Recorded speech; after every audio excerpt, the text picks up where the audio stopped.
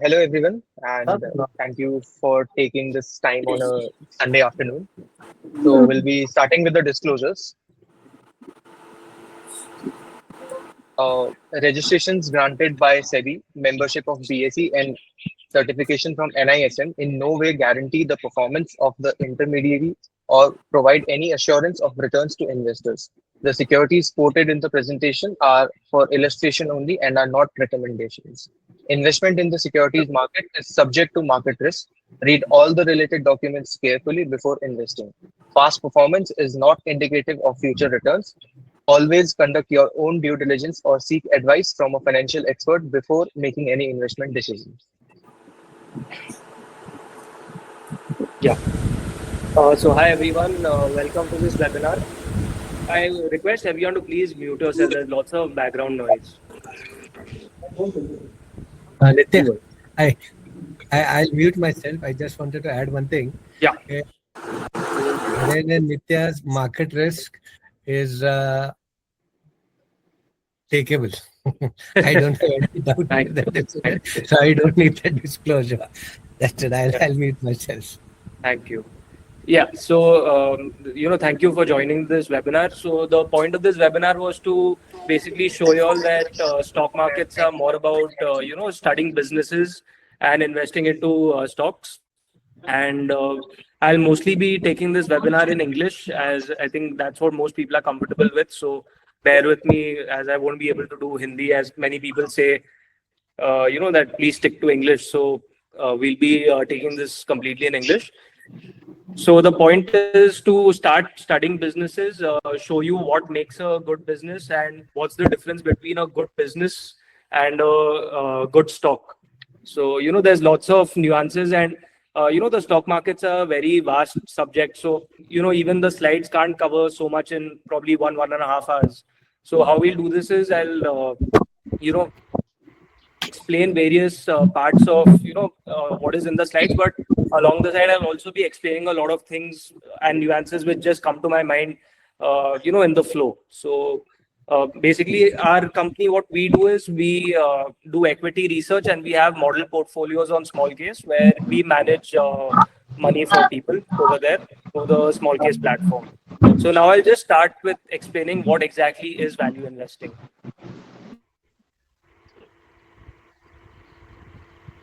Yeah, so these are some of our numbers. Our team, so I think we'll be sharing this deck with everyone. So, I'll not take too much time on this as there's lots to cover. So,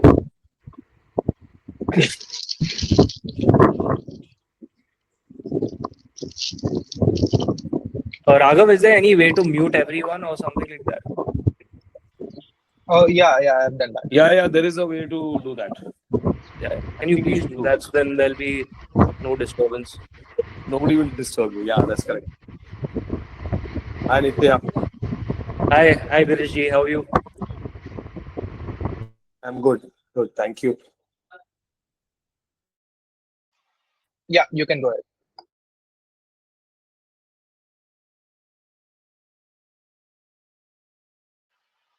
Nitya, I think you are on mute. Yeah.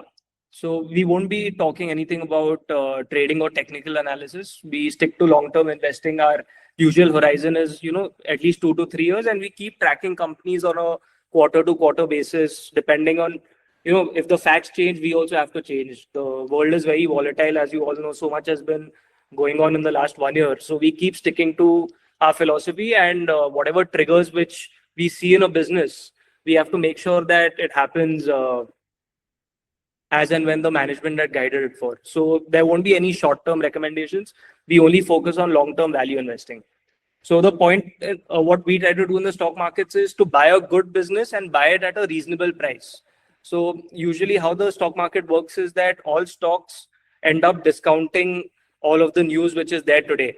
So sometimes what happens is there can be mispricing, or sometimes the potential of certain things is, not fully captured in the stock price. But largely, there are certain benchmarks which I'll talk about even in the next slides, where it shows you that it gives you a slight idea of whether the valuations have already priced into the fact that, all these earnings growth is in the price already. So the first part of it is to understand what is a good business. So any good business is one which has, strong sustained profitability and growth. So if your profits are flat for years, there's a chance that the stock price may never move, which I'll give you a few examples of. So good companies and good stocks are also very different, right? So you must have noticed there are various large caps, household names, but for years together, the stock prices don't move. So they may be great businesses. I'm saying there's nothing wrong with the business, but they might not be great stocks because the valuations, as I mentioned, have already, become a part of it. So we always try to buy at a fair, equitable price, which allows you to capture future returns. Because if you buy expensive, the chances of your future returns really fall down. So long-term investing helps capture a lot. There are a lot of optionalities because the markets are completely forward-looking. The past has already been, absorbed into the stock price. It's all based on future returns. So we try to always try to find managements which are, future-looking, always trying to innovate. They have some kind of sustainability in the growth, and we have to buy them at the right price. So that's pretty much how value investing works. Yeah, you can take it to the next slide. So yeah, the first main principle of the stock market is earnings growth. If your net profit of the company grows over a long period of time, there is 100% probability that the stock price has to increase with a point in time. So earnings growth is basically the master of all stock prices, that stock prices will always follow profit growth. So we'll just show you a few examples which explain this pretty well. So this is a coffee company called CCL Products. We currently have this in our small case. It's still in the buy zone. So I'll be talking about a lot of stocks. Many of them are mainly for educational purposes, but there's also a chance we have positions. So full disclaimer that you please take your own due diligence before you make any investment in these companies. But I'll just be disclosing wherever we have a position or wherever it's for an example. So this is a coffee company which we've been tracking for the last 5 years. And they've been doing various, improvements in their business, a lot of capacity expansions. And you can see on the left in the table that over a 10-year period, their stock price has, grown 18%. And on the side, the profits have grown at 13%. So you can see that the stock price has actually gone up even more than the profit growth. So usually, as per logic, it should be, the 13% increase in 10-year profit should give a 13% increase in the stock price, but markets are strange animals. They end up re-rating you whenever they see a large amount of profit growth happen. So as you can see, the 10-year CAGR of the profits is 13%, but the 3 years is 15%, and in the last 1 year, it's 37% of growth. So TTM, which is written over there, means trailing 12 months. Means from, say, we are in April today, so from April to April, what has been the profit growth? So that has been, you can see nearly 3 times of the 10-year average, right? So you can see that the stock price has gone from like around about 300 odd to around 1100 in the last 5 years. So stock prices always end up following the earnings growth. This is another example. First Motors also, you must have seen a lot of commercial vehicles, trucks and buses. So for years, the stock price did nothing. And after COVID, once the CV norms changed, they grew their earnings a huge amount. You can see that the 3-year CAGR of profit growth is 100%. And in the last 1 year also, 89% of growth in the profits. And look at the CAGR and the stock price. It's given a 155% CAGR. So what I'm trying to say is that markets always end up following earnings. Yeah, next example. And this is on the flip side. So when you don't grow your profits, then the stock market also accordingly rewards you. So while they were growing their profits, you can see Deepak Nitrite 10 years profit growth is 29%. So you can see from the 2020 period, it went up a fair bit till, around about middle of 2021. And after that, you basically see no return whatsoever because the 3-year profits after that completely flatlined, So there are also cycles. Mainly today, I'll be discussing more about structural stories. So structural means where your profits grow over extended periods of time. Like say companies like FMCG or pharmaceutical companies, which do well, or you can say recession-proof industries, which do well no matter what's happening in the market, whether there's a war or anything, you need these kind of companies. But chemicals, for example, have cycles. So they go through cycles of overcapacity. There's many factors which lead to, excessive profitability in certain periods of time. and then very weak profitability or weak margins at certain periods of time. So there's a very different way of investing when it comes to cyclical companies like that. So cyclicality is basically in terms of margins. So we'll focus today more on structural businesses, as cyclical is a completely different ballgame. But this is just to give you an example of how down cycles work. So chemicals did very well for quite a few years, and then after a down cycle of 3 years, you can see that the stock price is given, negative returns over a 3-year period. So if you invested in, say, for example, August of 2022, you would have lost 8% in each year. So, along with inflation, you're also losing money each year. So it's like a double whammy. If you even assume inflation to be another 8%, so consider inflation to be like your opportunity cost. You've actually lost 16% over 3 years. So, you lost 8% as per the stock price, and you lost 8% more due to opportunity cost. So technically, each year you've lost 16%. So that's an important point to note, that if you enter at the wrong period of the cycle, say in chemicals, you will get absolutely butchered in terms of 3 to 5 year returns. So cycles can be very, very brutal. So that's just one example to give. Yeah, next. So yeah, now we'll basically discuss that all good businesses are always trying to grow their profits. So let's figure out what are these factors which actually help you grow the profits. Yeah.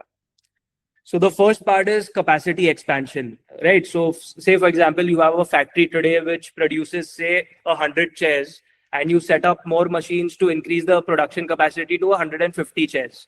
So the chance of you growing your sales, and of course, you have to make sure that there's demand for your chairs. That's why you've done a capacity expansion. If there was no demand, then it's illogical to expand your capacities. So what we look at is that, how much is the capacity increasing by? And there are also various nuances when it comes to capex. So say if you're doing chairs, you have to look at the end user industry. If the economy is in a down cycle, furniture as a market is in a down cycle, then maybe putting up a new capacity is a bad idea if it's domestic. So you have to just look at the amount of growth that is coming into capacities and what is that growth catering to. So if the end user industry is doing well, a capex at the right time can be very, very profitable. So don't take this as a blind trigger that just because a company has expanded their capacities that, we should go and buy the stock. So here is an example that RACL GearTech, it's a micro cap auto ancillary, which, makes gears for BMW bikes. So quite a moated business. They did a capex in, early 2020s, and the entire growth of that was captured in the next 2 to 3 years. So you have to keep trying to see companies where growth is visible in the next 2 to 3 years. Because see, markets are also not able to discount after a certain period of time. Like there was no way anyone who could have predicted COVID or who could have predicted the Iran war, say 5 years back. So I would say that, people who prepared 10-year DCFs, lots changes in the 10-year time periods, right? So you should try to keep your forecast to 1 to 2 years because the world is constantly changing. So I don't try to take calls that 10 years down the line the business will be here or the business will be here. Guidances keep changing according to the circumstances that are there in the world. Like sometimes you have politicians who take absolutely whack decisions. Say a war comes up, you can't predict these things. So a lot of things happen. So you try to look at things from a 1 to 2 year perspective. So most people, there are screeners which we'll show you later, which help capture these kind of triggers. So you try to look at fixed assets in a balance sheet, and you see if the fixed assets and the capital work under progress is increasing or not.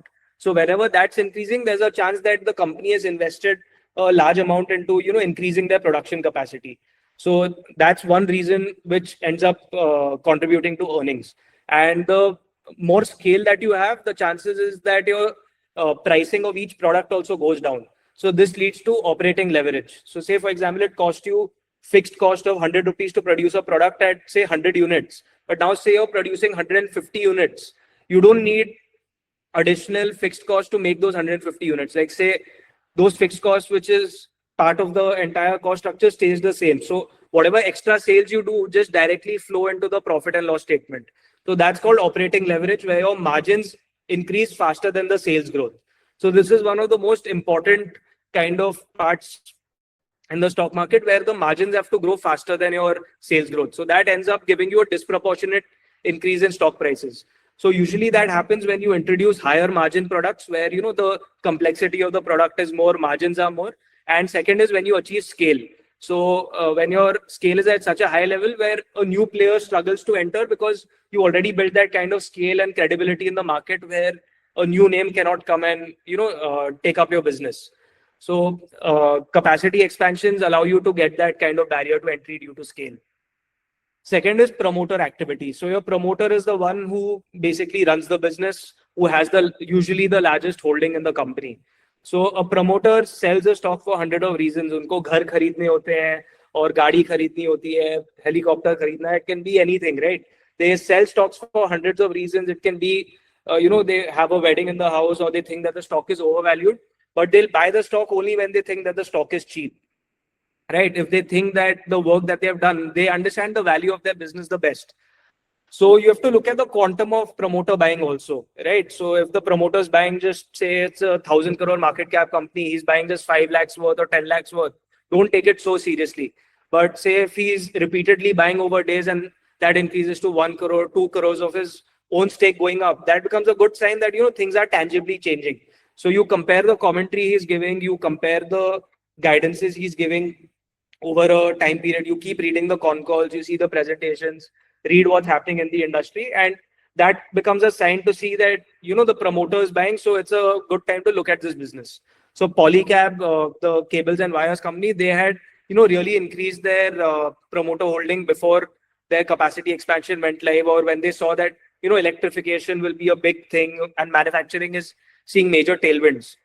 So that becomes a good way to look at these businesses. And you have to, keep reading newspapers. You have to follow these companies on Screener to, track the activity of the promoters. Otherwise, how will you get to know that the promoter has bought or not bought? So Screener.in is a great way to, track promoter activity. Third is margin expansion. So as I mentioned that one is operating leverage. When your scale increases, automatically your fixed cost is where it is. So the cost of each unit which is being produced after a particular scale, the profits entirely flow into the bottom line for every unit that is sold. So say earlier you were in a low margin product. For example, you were making say, a certain kind of pharmaceutical ingredient which was very commoditized, like say paracetamol. So there are tons of paracetamol players globally, even in India. And then you move towards a CDMO kind of business where you're completely changing the trajectory of your business. So CDMO is basically, contract manufacturing of the molecule from an end-to-end basis. So say paracetamol was only one part of the entire process. Here you're going from the drug discovery to the final manufacturing of the molecule. So say paracetamol, you were making a 12% EBITDA margin. In CDMO, maybe you make 25% EBITDA margin. And to build these capabilities, it takes a lot of times, right? So say SRF is one example which we've chosen to explain over here. It takes you maybe up to a decade also of R&D and product development to make these new kind of products. So you have to keep reading annual reports. You have to track the R&D expenditure. You have to see the management commentary that they are moving towards. It's called value-added products in financial jargon, where you try to see in the con calls if they are moving towards that. So whenever your margins are increasing, the chances are that your return on capital also increases as you're keeping your money to more efficient use. So say when SRF moved towards specialty chemicals, their margins completely moved to a new trajectory. So that ends up really contributing to the stock prices. So it takes time for companies to build these capabilities. So you shouldn't buy say 5 years previous to when the new capabilities are going live. You buy it say 1 or 2 quarters prior to that happening. Otherwise, you're going to sit for 5 years doing nothing. And as I mentioned, opportunity cost is a very important thing, right? So if you're sitting on 5 years of consolidation, your money is sitting idle, and then in the 6th year, you'll make money fine, but you're putting your money at a lot of risk. So you have to keep track of when the new products are going live. That's a very important part of it. So you have a lot of AI tools now. You can make like a timeline of when things are going live for these kind of companies. When they're doing something revolutionary, when will the impact in the numbers be visible? So say 1 or 2 quarters prior, you start making a position, but don't do it 2-3 years before, because there are no capabilities visible in the near term. So the markets are not going to give you any value for it. Yeah, next slide. So yeah, this is I would say one of the most important points. You have to read the newspapers on a daily basis. You have to follow as many companies as you can. The more you read, the more magazines you read, more interviews you read. You have to see where is the tailwinds or the real boost of a sector happening. So you have to try to always look at the theme, that what is the theme of the economy at present, where is the government focusing on. That's one of the most important factors. So wherever the government is focusing on, there's a high chance that policy moves towards their side, and the chances of your approvals also goes up. The government will be faster. Otherwise, say if you're in a debt sector where the government is paying no attention, you'll not be able to really scale up your business in a very fast manner. So when you have regulatory tailwinds, like say we've given an example of, for example, Dixon Technologies. So when there was a PLI incentive for electronics manufacturing, or say even Amber Enterprises, it's under our coverage, that also really benefited. So you see multifold growth when the government is backing the industry you work in. So higher chances of you having JVs with international players, higher chances of, you really scaling up your business when the government is in a part. Or sometimes what happens is, say the government is on your side, they ban cheap imports. So China is, lion's share of manufacturing in multiple sectors. The moment government puts in, say, anti-dumping duty, your entire business has changed for good. Because say, for example, you sold at 100 rupees and China was selling at 90 and at better quality. What is the reason another producer would, want to buy from you? You'll obviously buy the good at 90 rupees. But say if the government makes the Chinese price 150 rupees, now there's a high chance you are able to grow the business. You have to, your government is always going to be a partner of your business, be it in taxes or in your policy. You have to pay very close attention to where the government is heading. So that becomes an important point. So keep reading the newspaper every day. We read at least 4 to 5 newspapers every day, 3 domestically and 2 internationally. So that keeps you, completely aware of what's happening in the world and where is the world moving towards. So next is turnaround triggers. You look at, there are catalysts in business, right? So say you had a lot of debt in the company and you've managed to, restructure the debt, really cut down the debt. Your interest cost really comes down, so your profitability goes up. Loss-making divisions. Say you had 4 divisions. For example, in pharmaceuticals, you had a very commoditized division, you shut that down. Or say conglomerates which have, multiple industries in one, they either spin off the division or they completely sell off or stop doing a particular kind of business, which is, impacting the profitability. So you have to pay attention to what is the management doing to improve their profits. Say they get in a new CEO. So management is everything, right? If the management executes, that's when you bear the fruit. You're just an investor. You have no real say in what the business is doing. So say if the management gets in a new CEO who has a great track record. So say in FMCG, we've seen many times in the past, for example, Sudhir Setapati was brought in into Godrej. He brought in a big change over there. So you were able to see. Or in CG Power, when Velayan Subaiya took over as CEO, he took them out from bankruptcy and look at where they are today. So he got them into the entire power theme, semiconductor theme. So a new CEO can be a big catalyst.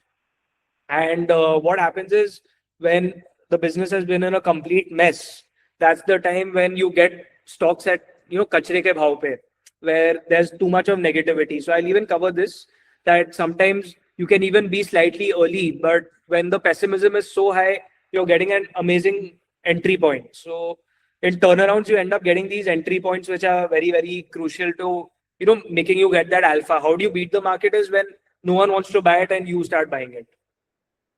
Then next is strategic realignments.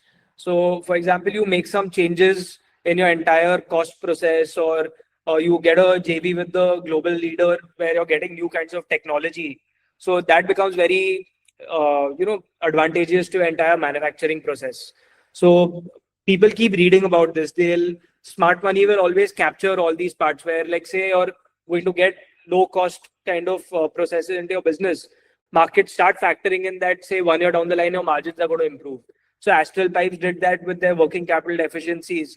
That completely changed their view in the market. So they were able to get, better margins, faster working capital churning. So the more times you're able to churn your working capital, the faster you can, increase your cash generations. Next. So yeah, valuations. As I was mentioning, the price that you pay for a business, that's very important. So this takes a lot of time. You have to track a business over multiple periods of time to really make sense of how do we value this. And this is the most tricky or difficult part of the stock picking process, that the price that I'm paying, is it right or wrong? So, as a value investor, sometimes 50 PE can also be cheap, or 50 PE can be very expensive. So it all depends on the future trajectory of the earnings. So even we've learned over time periods that sometimes 50 PE is also cheap. It doesn't mean that it's expensive. So there are various ways of finding out how that works. So we'll just discuss a few tools which we look at for valuations. So Kotak Mahindra Bank, for example, for 5 years, the stock price has done nothing, right? Even though the profits have grown, 20% over the last 5 years on a average basis. But you can see over here, the stock price has done nothing for 5 years, though profits have grown 21%. So take it to the next slide, where we'll show you a chart of the valuation metric. So all banks are usually measured on a price to book basis, where the loan book is the main metric, right? So you can see that, even prior to COVID, it used to trade at 5 times book value. So the valuation metric for banks is price to book. So it used to trade at 5 times and it derated all the way to 2 times, right? So the valuation derating happened because, say, banks fell out of favor, wars happened, NPAs also, the net, your NPA assets, they also have cycles, right? So when the economy is booming, your non-performing assets fall. But say when economy is in a bad shape, your NPAs go up. So over here, 5 years, the valuation derated. So you made no money over a 5-year basis, even though the profits grew. So there are reasons why valuations derate. So sometimes there's disruption. There are various reasons why this can happen, right? Or say there's too much competition, the margins start falling. The valuations are not able to sustain after a certain period of time. You have to keep very close track how this entirely works. So yeah, take it to the next slide. So these are certain metrics which we look at for valuations. So there are various metrics for each kind of sector, right? So for example, companies like Zomato or all your new age businesses which are loss making and are going through a high growth phase, there you use price to sales. So say if your sales is 100, but you think that in the future you can have good profitability in Zomato, for example. We used to value Zomato at 10 times revenue, for example, to begin with, because we saw that the scale that they are building, it's very hard to replicate. So whenever it's a hard to replicate asset, you end up giving a higher multiple in terms of valuation. Because for someone to create a new Zomato today, it's going to take a lot of investments and it's very, very difficult to create that entire rider fleet. So this creates a entry barrier, right? You're not able to create a Zomato all over again. So price to sales is used for these kind of companies, especially in loss-making companies, because there your cash flow doesn't work and your PE ratios don't work. So I think price to sales is a great metric. I'll even give you a benchmark. Don't take this too by the book, but this is just to give you an example. So say your EBITDA margins are, between, 1% to 10%. You usually trade between 0.5 times sales to 1 time sales. The moment you move towards 10% to 15% EBITDA margins, you'll trade at, say, 2 times sales. And the moment you start crossing a 15% EBITDA margin, you will on an average trade at 3 times sales. And once you're above the 25-30% kind of margin on the EBITDA level, you'll trade at, say, 8 to 10 times sales. This is just to give you a benchmark of how valuations work. So say the moment you're at that 30% plus EBITDA margin, along with sales growth and profit growth, you'll start demanding valuations of 10 times sales and above. So that means you're doing something which clearly has a lot of value, and investors and the market are seeing that you have a lot of capability. To generate 30% kind of return on capital and margins is not easy. So those end up getting very high valuations or premium valuations. Second is EV EBITDA. So for capital intensive businesses, so say software kind of companies, it's not the right metric for those kind of companies. Like you don't look at those because your human cost is the only real cost here. So on an average, say today it'll change because of a lot of AI based efficiencies, but say 3-4 years earlier, it used to be that, a benchmark was 50% of your cost structure is employees and software. So over there, EV EBITDA will never work. But for your manufacturing businesses or pharma businesses, EV EBITDA is a good metric because it takes into account EBITDA, which is before your depreciation and interest. So you end up taking debt sometimes to set up new large manufacturing capabilities. And when you have large fixed assets, even the depreciation is large. So that ends up sometimes, giving you a very low profit after tax, but your profit before depreciation and interest, that's the real metric of the operating growth of the business. So operating growth and profit growth at the net level is very different. So you look at the EBITDA growth versus the PAT growth. So over there, your enterprise value to EBITDA is the right ratio. So I'll even quickly explain to you what is market cap and what is EV. So your market cap does not include your net debt. So your enterprise value is your market capitalization plus your uh, total debt you have in the company, long-term debt plus short-term debt, and you reduce the amount of cash you already hold in the business. So that is your enterprise value. So to capture the debt aspect of it, we use EV EBITDA instead of market cap to EBITDA. So that makes it a more apples to apples kind of comparison. So the PE ratio, I'm sure all of you have heard of this quite often. This basically tells you that the net profit to the market cap of the company, what is the ratio of that? So for each unit of value that each unit of profit that the company generates, what is the value that you are paying? So say for example, the PE ratio is 20. So for every 1 rupee of profit, that net profit that your company generates, you are being asked to pay 20 times to be or say 20 rupees to be a part of that business. So this is just to give you an example how that works. And price to earnings growth is another ratio which is quite common, that basically you look at your earnings growth divided by the PE ratio. So say if your earnings growth in the next year, and I think over here forward PEG ratio is better to look at. So say if you're in FY26 today, in FY27 you're expecting 20% growth and your PE ratio today is 20 times. So you are at a forward peg of 1 time. So usually companies that are undervalued are below 1 times peg, and companies with, say 2 times or 3 times peg ratio have captured this kind of earnings growth already. So these are quite, basic ratios to look at. But what I'm trying to say is that PE and PEG can also give you a very skewed ratio. Many times there are one-offs, there can be other income. So there are a lot of nuances. So in one webinar session, it's very difficult to cover so many nuances. But there are a lot of accounting jargons. There can be high depreciation for 1 year, or there's one write-off of certain impairment which has happened. So you have to always normalize the earnings. So what is the steady state level of earnings? You don't look at earnings on a 1 year basis, because there can be, certain changes on a 1 year basis or one-time hits which will not be there next year. So you have to always add back these one-time impacts to reach a normalized level of earnings. So say 1 year you have deferred tax assets, but say next year that won't be there, so your tax rates will also change. So you have to always make these adjustments. If you look at it on an apples to apples basis, only then it makes sense. If your earnings are going to be different each year due to certain circumstances, you're going to give yourself a wrong kind of picture. So you have to always, normalize the earnings. Then price to book, this is more for asset heavy businesses and banks and NBFCs, as I had explained. So over here, book value is very important, because whenever a low price to book value, so say if your book value is 10 rupees and your market price today in the market is 30 rupees, that means your price to book is 3 times. So the market is valuing at 3 times of your book value. Now, say if you're getting a company at 1 time book, so banks are usually, when you get them at 1 time book, it's not necessarily a good thing. It also means that the market is doubting the quality of your book. So maybe the market thinks that you might have 1 or 2 accounts in your NPA. Like say you might have a DHFL inside or a Yes Bank inside, which can cause a large kind of bankruptcy in your bank. So, be careful that 1 time book in a bank is not necessarily a good thing. So just be careful of that. So that's why I said there's lots of nuances.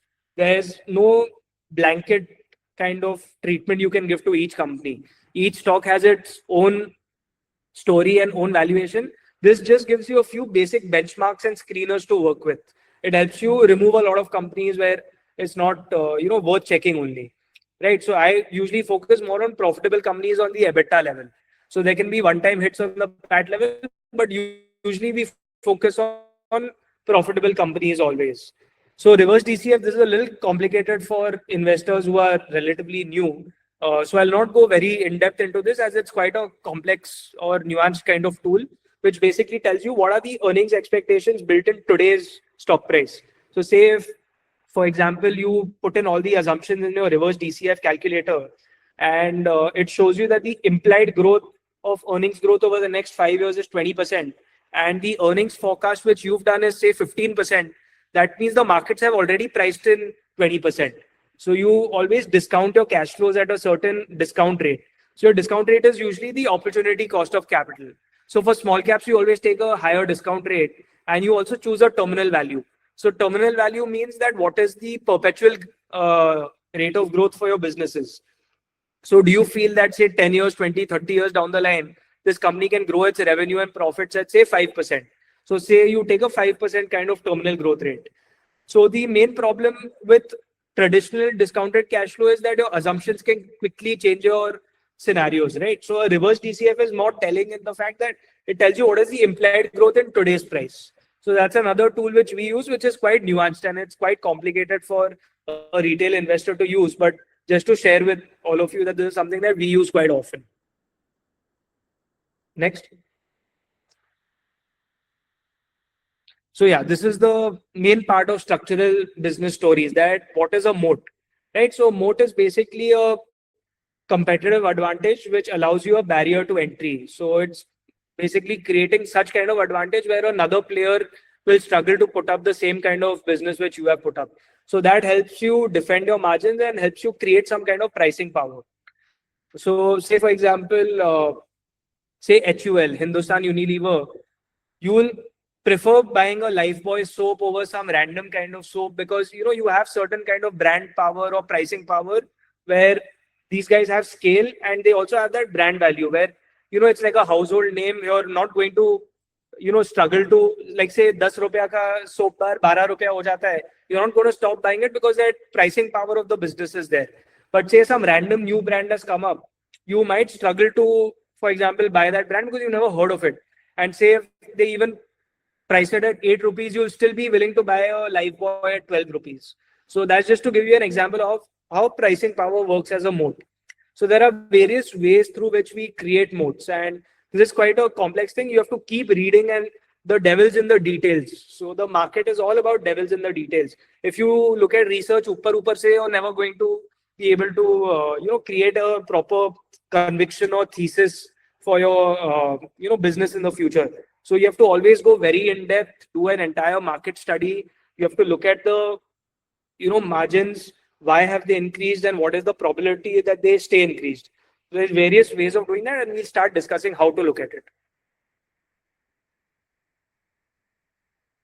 Yeah, you can start taking it.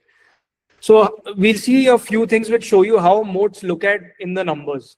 So say return on capital employed. Whenever you're able to generate high levels of return on capital employed, say north of, so any person who's usually putting in equity into a business, he wants to earn at least 18%, right?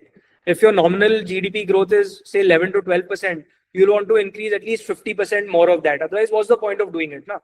If you're not going to be able to grow at 50% more than the nominal GDP, you will not want to do that kind of business.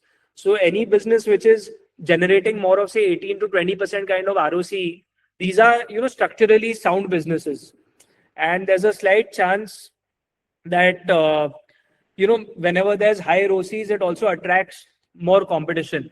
So, you know, you're not going to enjoy these periods for long periods of time with other companies looking at you and saying कि इसको कमाने दो, हम कुछ नहीं करेंगे इसके बारे में. So competition will always be attracted to wherever return on capital is high. So you have to keep looking at what is the chance that competition cannot come here.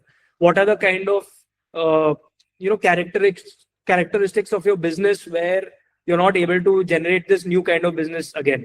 Second is your margins. As I explained that whenever your gross margins are, say, north of 40-50%, there's a high chance you have some kind of moat. So your gross margins and EBITDA margins, when they are much higher than your peers, you have some kind of pricing power because you're able to maintain those margins for a long period of time. And don't look at this on just one quarter basis. You have to see on multiple quarter basis, are you able to maintain these higher margins? That's when you have some sustained pricing power. It's not just like a one quarter kind of effect.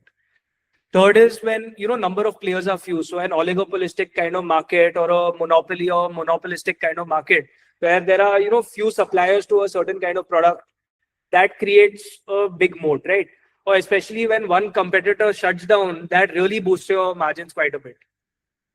So lack of competition is, I think, one of the most important parts of a moat. And third, and the fourth is working capital cycle. So not that I'm a big proponent of FMCG companies, but earlier why they used to be so appreciated was that they had a negative working capital cycle. कि आप उधारी पे raw material खरीदो and you're basically getting a very good credit term from all your suppliers, and you're collecting money upfront from your buyers, right? So say your customers paying you upfront, you're not giving out any trade receivables. आप जो भी goods बेच रहे हो, you're getting the money upfront and you have to pay your suppliers later, right? So there's a lot of negative working capital in that way. So that really helps you with your cash generation and margins. So the more cash you generate, the more value your company has. So these are, few ways of just looking at what a moat is. Yeah, next. So these are certain kinds of moats which really help you kind of understand that, that is there a real competitive advantage over here or not. So we'll take it one by one. So let's start with brands. So I gave you an example of Hindustan Unilever. This is a more better way of looking at it. Say Eicher Motors, Royal Enfield is a household name. So a good way to look at brand as a moat is to look at market share of your product in that industry, right? Raghav, is there some problem with the PPT? Someone saying that the PPT is not visible. It's visible. Can Anyone else facing this issue? Yeah, who's facing this issue? Just drop it in the chat box. It's visible, right? Visible. Okay. Yeah. So yeah, Eicher Motors, for example, your market share is a good way to kind of extrapolate that, you have some kind of strength in the market. So over here, you can see how they've increased their market share over the years. You can see that chart down, that over the years from FY15 to 9 months of FY26, how they've gone from say 15% to 32%. So they've doubled their market share. And you look at the stock price also, it's been a multi-bagger over the last 5 years. So Siddhartha Dalal did a great job of, giving you that premiumized kind of feel of Royal Enfield.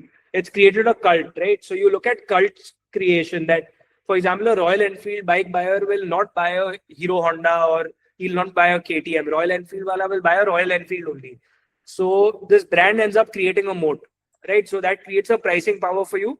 And that's also visible in your ROC. Can you see, Raghav, can you point towards the ROC and ROE? So you can see that the ROC and ROE are 30%, right? So that's created huge value for shareholders because your return on equity has been 24%. So that's created amazing value for all equity shareholders. So that happens when you've created a huge brand, and it takes a lot of effort and marketing to, really create this kind of market share. You have to do a lot of discount campaigns. You have to be in a lot of expos, a lot of marketing, a lot of advertisements. It takes time to create a brand. So anything that has a brand, valuations, of course, will be high, but that creates a defensible moat. So Royal Enfield now at today's price will never have to give you a discount to buy a motorcycle. Because Royal Enfield की moat बन चुकी है. It has that pricing power कि there's a certain level of status and brand associated with it in the market. So that's very important to understand about brands. Next. Moat 2 is your network effect. So this usually works very well for platforms, right? So platforms have fixed costs. That it's basically a tech platform. ना आपका कोई fixed asset नहीं रहता है. You don't have to run a factory. It's very asset light. So asset light businesses are able to grow their margins very fast, which is known as operating leverage. तो आपको 100 user के लिए उतने ही cost लगेंगे, and for say 1 lakh users also there'll be a very slight marginal increase in your fixed cost. So say this is an example of BSE. So your BSE is the market exchange. You can see that as the average daily turnover of BSE has gone up over the years, the operating margins of the business have also gone up. So from say mid 40s, it went to 60% plus kind of EBITDA margins as the turnover went up. Because see, there's no additional cost for them on a fixed level, right? The margins are just going to keep expanding the more and more people trade on the platform. So a network effect, the more number of people that you have, using your platform, the higher chances that your margins increase. So say Zomato also that happened, right? When they went from say a few thousand users to a few million users, you can see that the burn rates went down, the EBITDA margins went down. So these are no recommendations anyway. This is just to give you an example of how platforms work. That the return on capital is very high when you are able to get a large amount of users on your platform. So over here, the user growth has to be mapped very well, and the metrics, like say if your gross order value is going up a lot or your average daily turnover in equities is going up a lot, And you have to also look at structural tailwinds, right? So post-COVID happened, you saw 5 crore more demat accounts opened. So that showed you automatically that the amount of turnover went up, and accordingly, even your margins went up. So it all correlates, you have to connect the dots, and that's when you really start making thesis, which helps you figure out when a business is going to start growing its profits. So you have to look at things holistically, try to see various end factors. Aapka ek factor pe you can't make a whole thesis. You have to look at it holistically, that margins are increasing due to structural changes in the economy, structural changes in the business, and you have to figure out the cost structure of a company. Ki say 100 rupees is the total cost, how much is fixed cost and how much is variable cost. So the higher your fixed cost is, the higher chances that your operating leverage or your margin expansion goes up. Because see, the variable cost means for making one more unit of the same thing, what is the additional cost you will incur? So that automatically reduces when your fixed cost is at a high level, right? So operating leverage is a very key part in investing. Yeah, take it to the third slide. Third is the process or execution mode, right? So it's very important to understand, say you're investing in a company, what is the complexity of the process? You have to look at how many steps are involved in the entire value chain. So now you have AI for any business that you find interesting. Aapko, say if you work in manufacturing or pharma, you like any business, just put it in Notebook LM or ChatGPT and ask them that, tell me the value chain of this entire industry, or you tell me the process or value chain of this entire company, that what are the steps they take to go from start to finished product. So the more steps that you have in the process, the tougher is the moat, right? So say if you have 10, 12, 14 steps in the process, that means it's quite a difficult process to replicate, or it takes quite a lot of effort for a new player to come in and do the same thing. So Naveen Fluorine has, done some amazing R&D over the years. They've done some great work in fluorination. And I'll tell you why value chains are very important. You look at end user industry where this value chain is being implemented. So there are also optionalities in the stock market, right? You make serendipity or accidental discoveries. That say today it's a chemical company, someday it also starts catering towards pharmaceuticals, because there's a very easy transfer of technology from chemicals to pharmaceuticals. So say Naveen Fluorine was doing fluorinated gases, which was basically, say gases for your refrigeration and such other kind of applications. But I'll tell you an interesting case study here where, process ends up becoming a optionality. So there was this drug called darolutamide, which is a prostate cancer drug. Okay, and prostate cancer drugs are very, very complex to make. Takes 10 to 12 years of R&D. As you know, there's a lot of clinical trials. You require FDA approval. There's various kinds of steps that go into just getting a drug live. So here's where I was telling you the devils in the details come in, right? So to make darolutamide, which is a very complex drug, it requires fluorination of the parts of that drug. So Naveen Fluorine was the only company who was able to do that fluorination for the pharmaceutical intermediate. So that ended up giving you, completely new kind of access. So say earlier you were making gases for, you're doing fluorinated gases for refrigeration, and now today you're making fluorination processes for, cancer-related drugs. So look at how a process or, just creating this kind of moat can lead you to new kind of discoveries. So this completely ended up, changing the operating margins. So they used to be at early 20s. Today, as of last quarter, they've crossed 30% kind of margins due to new kind of products coming in due to the processes that they had. So the devil's always in the details. You look at the processes that they have and where all can this be implemented. So such complex kind of processes, there are very few players in the world. So again, you have to look at, how they execute the processes very well. So these are just a few details. I'll not go very in depth because, it's quite a lot of jargon over here. So I'll not waste time with it. But it basically just shows you what are the capabilities of the company, which creates the moat. Yeah, next. Fourth is your IP, intellectual property. So the more patents your companies hold, and you have to look at what kind of patents are there also. So over here, your pharmaceuticals or your tech, these are usually the main IP generators for a company, right? When you have some kind of, say, SaaS product or you're making some kind of drug, that's when, IP becomes a moat. That when you have patents or a right of use, a new player to come in is very, very difficult as you hold rights to make this product. And it takes quite a lot of time for the patents office to even give you this entire kind of, right to use this asset only for yourself. So it's very important to read annual reports and see what is the R&D kind of spend they're doing, what kind of R&D they're doing, so key metric here is to look at, say, if your sales are 100 crores and you're spending 5 crores on R&D, that's 5% of your sales, quite a significant number. So these are certain kind of indicators which tell you that the company is doing something where capabilities are being created. अगर आप R&D में पैसे डाल रहे हो, you will not do it for some फालतू kind of work, right? You will do it for some kind of capabilities that are being created for the future, which might be next gen. So again, you have to read into the details that what kind of R&D are they doing? Where will this product be used in the future? What is the TAM or, addressable market for this product? How big can this industry be? So, Laurus Labs took them years to develop capabilities, but look at the stock price growth over a point in time, especially when CDMO as a theme in pharma took up very, very well, right? So people who have capabilities in place, and when the tailwind comes, आपका जो 5 years of that entire building process, in 1 year you end up creating that kind of profit due to the capabilities that you built over a 5 to 10 year period. So Laurus Labs is a good way of showing you how intellectual property, ended up giving them a huge disproportionate growth in their profits and revenue.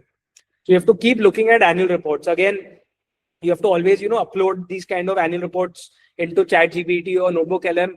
There are various prompts which Raghav will show you in the end, which help you figure out, because now you have so much of tools available. You can easily find out what kind of companies have this intellectual property. You have to it's all about the effort and how much you read, right? So IP is a very key mode. So I think someone's speaking. Could you please mute? Yeah, next.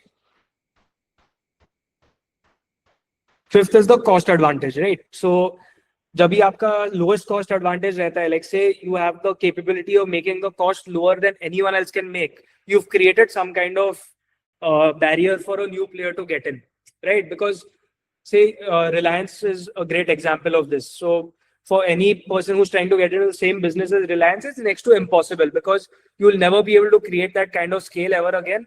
And Reliance also uses predatory pricing. That when you're the lowest cost producer, they did that in Jio also. They did that in various parts of the business. So the chance of a new entrant coming into the same business becomes very, very difficult. So another great advantage here is our case study. So we were studying Privy Specialty Chemicals for quite a while. And we saw that the capability they had created in backward integration. So what backward integration means is you also control a part of the value chain, which helps you improve your margins. So say, for example, you're a table maker, you also control the wood manufacturing for the table.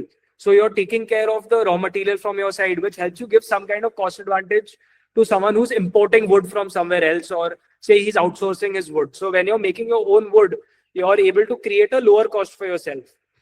So what Privy does is they used turpentine oil, right? So there are two ways of making this. There's GTO and there's a CST method. So they went for the crude sulfate turpentine method, which barely 4 or 5 players in the world have. So that created a moat for them, because it's very difficult to create these capabilities. It took them a lot of time to create this capability, and that's when they also started moving towards a higher margin structure. So we made over a 70% return in like 4 or 5 months due to this entire the capex was going live, and as well as the backward integration was also visible in the numbers. So that cost advantage of 15-20% is what helps you give a big alpha.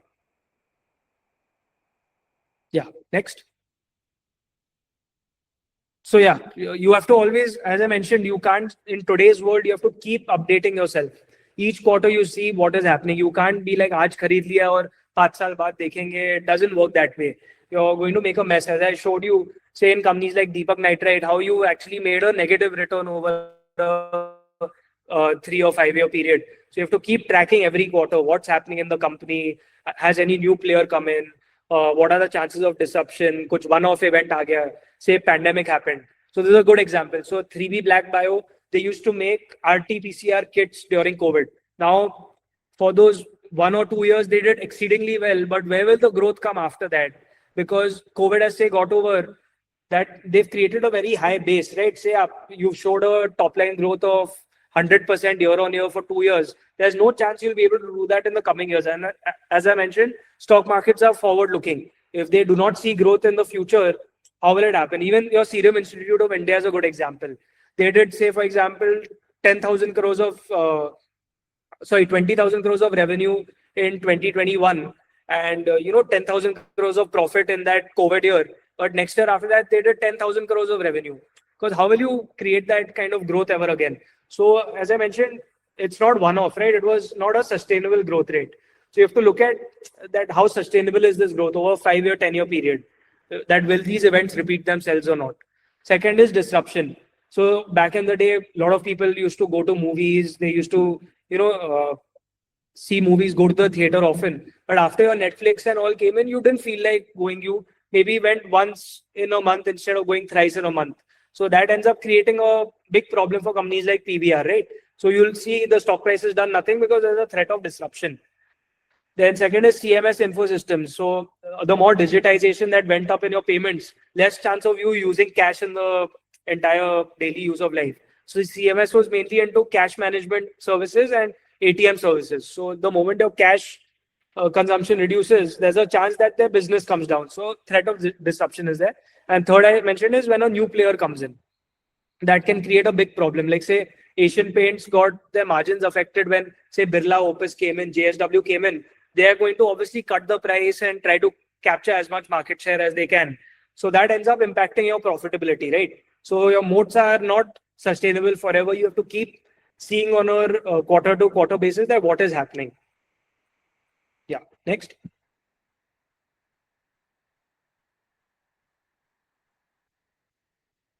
So yeah, these are some sector specific KPIs, and all of you can look at this website called tijori.in, which helps you get these metrics in quite a nice chartical format. So remember the BSE graph I showed you of the average daily turnover, that was taken from Tijori. So all these operational metrics, it gives you a nice a metric over a period of time. Say over each quarter of 5 years, how has this metric gone up? So say in for example, hospitals, a good way of measuring hospitals is your average revenue per operating bed, right? So for example, you did a revenue of say 5,000 rupees per bed. How has that trajectory increased? So usually this trajectory increases when you're expanding capacities and you're getting in higher level of surgeries into your business. So that helps you get a higher revenue per bed or your average length of stay. So the faster your patient is able to exit the hospital, the more amount of patients you're able to cater to. So you have to look at the sector specific KPIs in each kind of industry. So say in NBFCs or banking, you look at your net interest margin, you look at your cost of funds, you look at how has the loan book AUM grown. So each industry has its own metrics, right? So later on you can go through the slide in depth. This helps you measure look at the metrics of each industry quite well. And in Tijori Finance, this is kind of inbuilt. So I think if you're really interested, you can take the subscription. You'll get more nuanced views over here. So in IT, you look at the headcount growth, and in today's AI kind of market, now actually headcount degrowth will become the real metric, that who's using more efficiency, who's able to cut down their headcount to increase the margins further.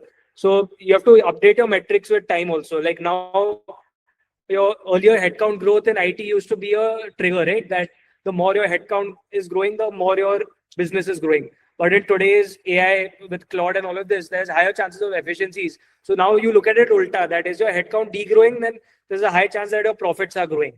So this is a good way of looking at businesses over here in various kind of industries. So there are metrics for each. So this is just some sector specific KPIs that we wanted to show.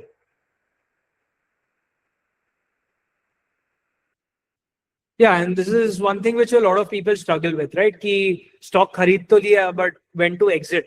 Ki exit always becomes a question for a lot of people, that when will they be able to figure out that now is the time to exit? Ki or then they'll have FOMO ki or 10% बढ़ गया. Why did I sell earlier and why did I not sell now? So I'll tell you how we usually exit. Sometimes even we go wrong, right? In terms of exits, we sell early, or sometimes we also can't figure out what the market has seen, or we find the valuations ridiculous and the markets end up giving you even more value. So markets never move in a linear format. Your equity returns are always lumpy. So markets move in pendulums, right? When there's too much of bullishness, there's excessive valuations or there's excessive greed. So markets move in extremes. They either move extremely bullish or they can move extremely pessimistic. So that's when you end up getting a opportunity to buy and exit. So in a bull market, you can wash off a lot of your bad stock picks, and in a bear market, that gives you a chance to buy businesses at an absolute distressed valuation at a throwaway. Ki you're getting them at say below book value or much below their fair value. So exit strategy is how we follow at Kamayakya is that, say, for example, the promoter has started selling his stock. As I mentioned, usually promoters sell when their stock is overvalued. नहीं तो वो नहीं बेचेगा. That becomes a basic entry point that you should do as the promoter does. You buy when the promoter buys, sell when the promoter sells. Second is opportunity cost. Say, for example, I found a company where the R&D they've done over 10 years, that's coming live today. And I've got a business which has already done well for me, captured quite a lot of my growth. I look at opportunity cost. Say if I'm going to make 15% compounded as per my evaluation, if I'm going to make 15% compounded in the business I'm currently holding for a coming 2 to 3 year basis, and if I can make 25% compounded in a new business, so it makes sense for me to switch. It's basic common sense, right? If I have a chance of making better money, I'll make the exit here because capital is limited, right? You're not a bank to get more money every single day. So you make the switch whenever you find a better business which has higher chance of growth in your portfolio. That becomes one more. Third is obsolescence risk. Netflix came in, I would probably want to get out of PVR.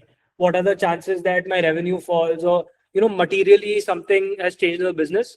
And terminal value is a very important thing to to note over here. So terminal value basically means that what is the chances that your business will exist, say 50 years down the line? Can your cash flow sustain 50 years down the line? Now, the moment you as a layman investor are also able to figure कि Netflix आ गया, PVR में नहीं जाऊंगा, there's a high chance you're not willing to pay the earlier valuations you were paying, right? Say it traded, for example, at 30 PE. You'll be like, iska abhi value 30 PE nahi hai, it should be 10 PE. So you've gone through that entire cycle of valuation derating due to obsolescence. Ki technology has come and disrupted you, you've fallen out of favor. So that becomes one more reason that it's time to get out. And you should be ruthless over here. When you feel that markets are going to derate you due to obsolescence, it will whip you overnight. So you have to get out fast whenever that happens and really dig deep into your thesis. Next is valuation discipline. As I mentioned, markets move in extremes, right? So the moment it's run up way ahead of its fundamentals, if it's capturing, say, 5 years, 7 years growth, which you had envisaged in today's price, that gives you an example of at least, partially book some profits, if not entirely. Then, say, for example, the fundamentals in the business are not doing well. Say management had said ki we'll grow at 15% and now they're degrowing at 15%.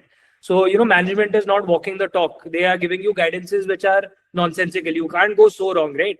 So there you start figuring out, is the management topi penawing you or has something gone materially wrong in the industry or that business? So you study the management. So AI over here helps, Raghav will show you more that how AI helps you figure out past versus actuals, that what did the management guide and what did they actually achieve. So, are they able to walk the talk? So we like paying more for managements which are able to walk the talk. That becomes a very important part, right? Because managements will obviously give you a good story. Very few managements will give you the real picture. So you have to always discount what they are saying. Don't take it at face value. You see how they've done in the past when they've said and what they've said and with what level of execution they have managed to do it. So your judgment of each company improves over time, right? It takes you time to build that judgment. So when you're tracking a company over 3-4 years, you interact with the management, you start getting a pulse of the management. So studying the management, knowing their capability is most important. So when you have someone who's a technocrat, say in pharmaceuticals, you want a guy who knows biotechnology well, you'll want someone from the domain.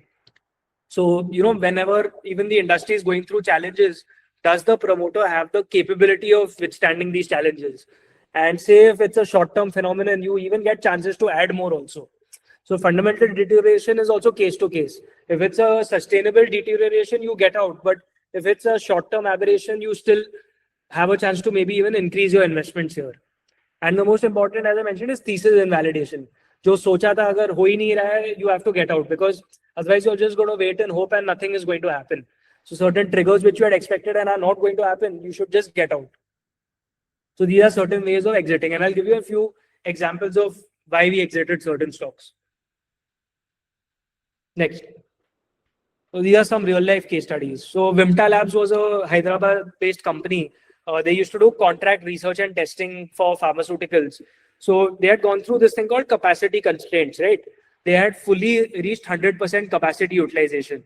So capacity utilization is a very important metric to track in manufacturing. So when you're at low capacity utilization, say your factory capacity at optimum levels is, for example, 100 units a day, and you're currently making 50. So you have a chance of, say, reaching, for example, 80 to 90 units. That's when your capacity would be fully utilized. And the more you're able to utilize your facilities, the more chances that your margins also go up. Because, the higher your capacity utilization, the higher your profits, because the scale comes into picture.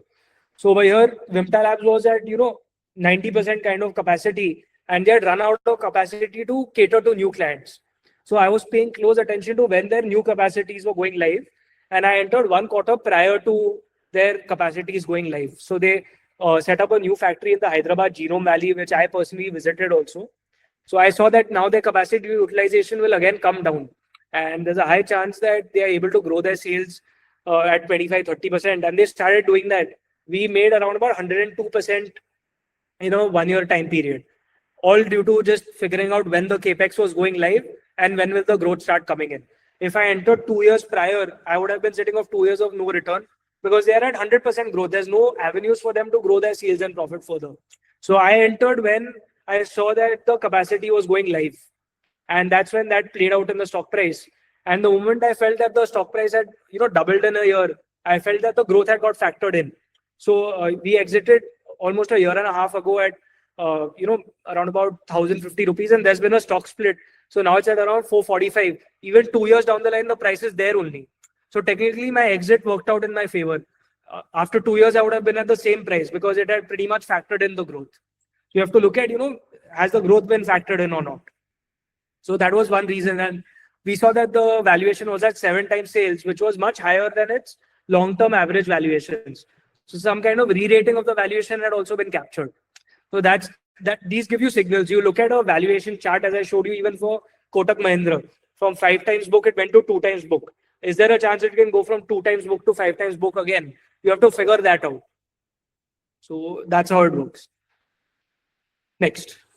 So yeah, Railway Enterprises. So, this was a company where the Ranbaxy brothers had done a big fraud, and later the Burman family of Dabur had taken over. Right. So there were a lot of triggers over here. They were basically going to revive a lot of their businesses, and the Burmans were going to take over and completely change the way this business was going to go through. They were going to remove the fraud tag from their banking operations and completely turn around the business, that separately list their insurance business. And we had envisaged that this would happen maybe 6 to 8 months down the line, but it became quite a murky fight when Rashmi Saluja, who was the earlier management, started creating a big hurdle in terms of the takeover. So when you cross 26%, that's when you have the chance of making an open offer for the company. And this entire legal battle became quite long drawn. And we luckily entered at 223, and we were getting a price of 335. So as I mentioned, bull market helps you eliminate a lot of your mistakes. We were still generating over a 30-35% kind of return. So I was like, my thesis is getting invalidated or very delayed over here. Let me get out, because it's not making any sense. Why should I wait till this entire legal battle gets, put in? There was so many legal problems over here. The entire takeover was getting delayed, and all the triggers I envisaged were all getting delayed. So that's why we chose to get out of this business. And the stock price is still at around about 215 rupees even after I exit. And we exited, I think, December 2024. So 1.5 years again of no return. So, over there, your exits come up in a very big way. So this was a way to explain to you thesis and validation. So this is special situations. So you can only figure out special situations if you keep reading corporate announcements. So BSE announcements of, say, demergers, spin-off, mergers and acquisitions, any kind of NCLT or bankruptcy, corporate restructuring kind of takeover. This is a very in-depth subject, extremely difficult to analyze, but these are certain ways of finding alpha. So I have to do maybe like a whole 1-day session on special situations. It's extremely complicated. because there are so many nuances. Every special situation is not necessarily special. So you have to look at each case specifically. I'll even give you an example of how we had played special situations. It's when you're going through a certain material change in the way your business is being structured. So a demerger is, say, for example, a conglomerate is doing 10 kinds of business. Say they do manufacturing, they also do lending, they do, for example, electronics manufacturing, all unrelated industries. But say now they, for example, demerge the electronics manufacturing business. So you're getting exposure just to that one business instead of getting exposure to all 10. So that holding company discount also goes away, right? So I'll give you an example of all of this going forward. So say holding company discount, a good example was say Ujjivan Financial, right? So Ujjivan Financial Services had to demerge, or rather do a reverse merger into a small finance bank, and that entire holding company discount went from around 75% to basically almost nothing, right? So you end up capturing all these holding company discount kind of situations. There's tons of situations, and each is a case-to-case basis. It's a great way of generating alpha. And the only way of finding this is if you're reading. You have to be very active when it comes to reading. You have to be a voracious reader. The more corporate announcements you read, you can look at the rap by Tariq Hussain. That gives you, Raghav, you can give the link in the description if you'd like. So that gives you a good way of, tracking corporate announcements on a weekly basis. So that really helps you generate new kind of ideas. Next. So yeah, by the way, we'll be launching a long form video explaining this entire thesis tomorrow. So we'll share the link with all of you. It will be uploaded on YouTube for Tata Motors DVR. We'll fully explain how we had done this case study. So tomorrow video is going live on this. So we had seen a opportunity over here. There are two kinds of shares. There's ordinary shares and there's differentiated voting right shares. Right. So differentiated voting right shares, you're basically sacrificing your voting rights to get a higher dividend. So to get the higher dividend, usually companies end up having some kind of discount. And on an average discount, which we had seen in other DVRs, it was around 30%. And here we were seeing a 50% kind of DVR discount. So we figured out why it was so is because 6 years Tata Motors has not paid any kind of dividend. And that was the reason why the discount had become 50%. So our job was to figure out, can Jaguar Land Rover turn around? And that entire process happened. And, after the business turned around, the discount of the DVR went from 50 to 30. So we as DVR shareholders made over 30% returns for our investors in comparison to a Tata Motors play. So this was a case study, and tomorrow a video will be uploaded on this, whoever's interested on how to play DVR shares. So it's quite a complex topic. So I think a deep dive which we have done will, be better to explain. Yeah, next. So yeah, this is also one of the key parts of long-term investing. So if you're going to deal with crooks, you're going to fall into a big mess, right? You have to always be very watchful of, any kind of fraudulent activities or any kind of corporate governance, which is, looking very shady for the company. So I'll just explain a few of them, which basically shows you that, the company is not acting in good faith, or there might be a chance that the financials are manipulated. Hello. Hello. Yes, so we'll take the Q&A in around 10 to 15 minutes. Hello. Can you please mute?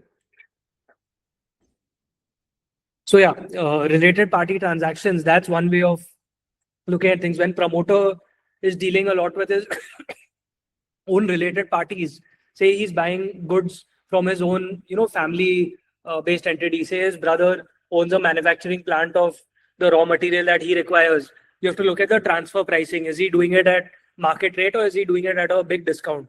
So that ends up, overinflating your profits. Looking at related party transactions is important. Say EBITDA to operating cash flow conversion. That shows you, are the earnings really real? Can you please mute repeatedly or... Hi, sir. I would request everyone else to mute for another 10 to 15 minutes till we start the Q&A session. You can, if you have any questions, sir, you can put it in the chat box and we'll address them at the end, sir. Yeah. So, profits can, be manipulated to quite an extent, but your cash flows to manipulate are much difficult. Cash that actually exists with you, that you cannot manipulate. So your operating cash flow is basically your operating profits minus your changes in working capital.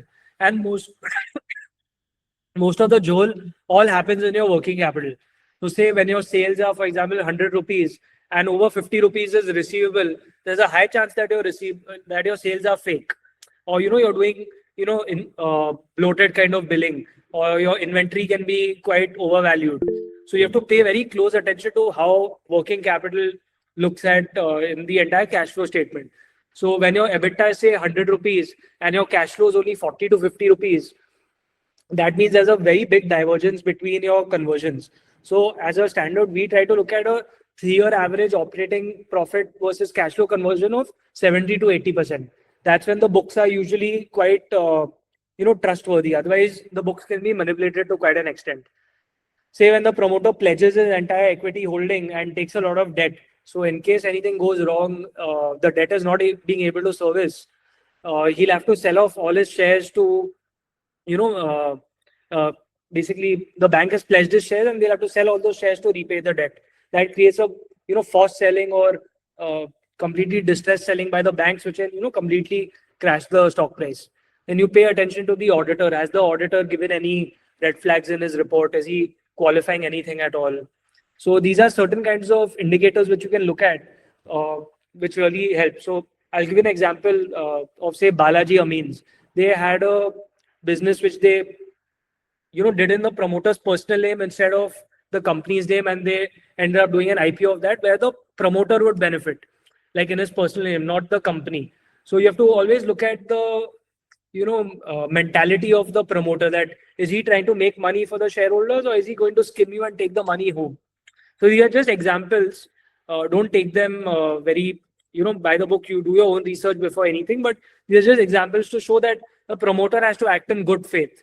So ChatGPT is a good way of also finding out any red flags. If there's been any litigations on the promoter, any kind of court cases, any big contingent liabilities, say there's a huge tax liability which is not visible on the balance sheet, any off balance sheet items need to be checked. So corporate governance is something you should never sacrifice on. You have to be most particular when it comes to corporate governance, that this is something you should not compromise on. Because see, a crook will never let you make money, and rather there's a high chance you fall into a mess. Or Satyam can happen, or Yes Bank can happen, DHFL can happen. So you have to be very, very watchful, and be smart and keep looking at these kind of factors. So you can just make a note of these kind of factors before you make any decisions. Now you have data available in a lot of sources. So, you should always try to use data to your advantage and make decisions accordingly. So I'll just talk a little bit about how we go about things. I've pretty much explained most of it, but this is how our usual approach works. So how we generate our ideas, we have a lot of tools. Of course, we invest a lot of money in data. We have a research team of, 3 to 4 analysts. So a lot of our time and work, it's a very big process. You must have understood over this entire session that there are so many nuances to long-term equity investing. There's a lot of daily work which you have to put in. So daily reading of industry reports, articles, newspapers, businesses, journals. You use screener.in, we use Ace Equity, we use various kind of outside subscriptions to get on-ground data, which we'll show you later. What kind of tools, whoever wants to invest more can do that. We read a lot of con calls, we attend con calls, we meet managements, we go for plant visits to get an on-ground reality. So a lot of reading as well as also meeting people on the ground and actually seeing what's happening. Because what you see on the ground is actually what sells, and that helps you increase your conviction in a large way. Stock screening, we mainly use Screener to do our stock screening. So I explained quite a few things. You look at various growth triggers. You can also do reverse screeners. So for cyclical companies, or you find companies at a distress level where sales have degrown, profits have degrown, or say valuations have fallen. So you get all these kind of screeners where you actually get a workable list of companies available at a discount, and you figure out that what is the reason for this discount. So stock screening is never a end product. It's always a sort of starting point which gives you a workable list of ideas. So stock screening is just a starting point, and from there you dig into the details. So there are various filters. You can keep playing around with Screener. So Screener.in has a lot of inbuilt filters. Over time, you'll also learn how to make new kinds of screeners. So this is a good way of finding new ideas. So it's stock screening plus reading plus on the ground reality and checking all your corporate governance, which helps you generate good kind of stock picks. Yeah, next. So Raghav, you can take up this part as to how we use AI in our research and how it really helps us. You can even give an example. Yeah, thanks. So just going a slide before. So this walk the talk check. Just to give you an example, basically I'll give you an example first, and then I'll tell you what tools do we use.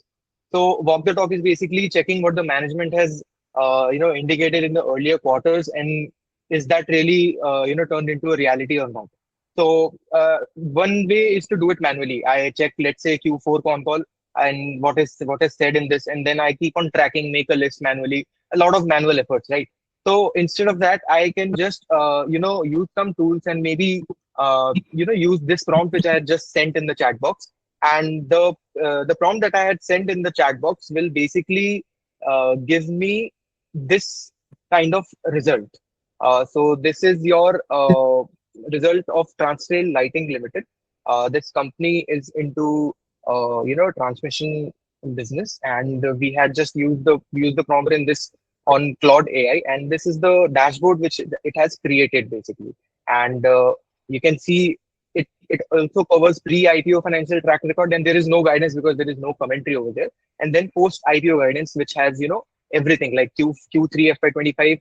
They had given some guidances, and then there are some specific metric on which they had given guidance. What was the actual result and what was the status? Like, was it met? Was it exceeded? Or was it like partially met? So we can keep a track of everything. Then there's also, order book and inflow guidance tracker, how much order book they had guided and how much they had. So recently they had exceeded the order book in FY25, and this is indicated here as well. Now we need a qualitative analysis of these order because these are all just numbers. So, this management has always, under promised and over delivered. So this is something which is a qualitative analysis that I get. Now, then, all sort of communication analysis and whatever the sources are there, we get this from the prompt that I shared in this chat box.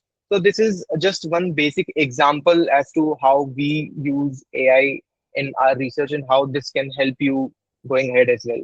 And these are some basic tools that we use. So there are Claude AI we use in our deep dive financial analysis, like stock researching or knowing about something.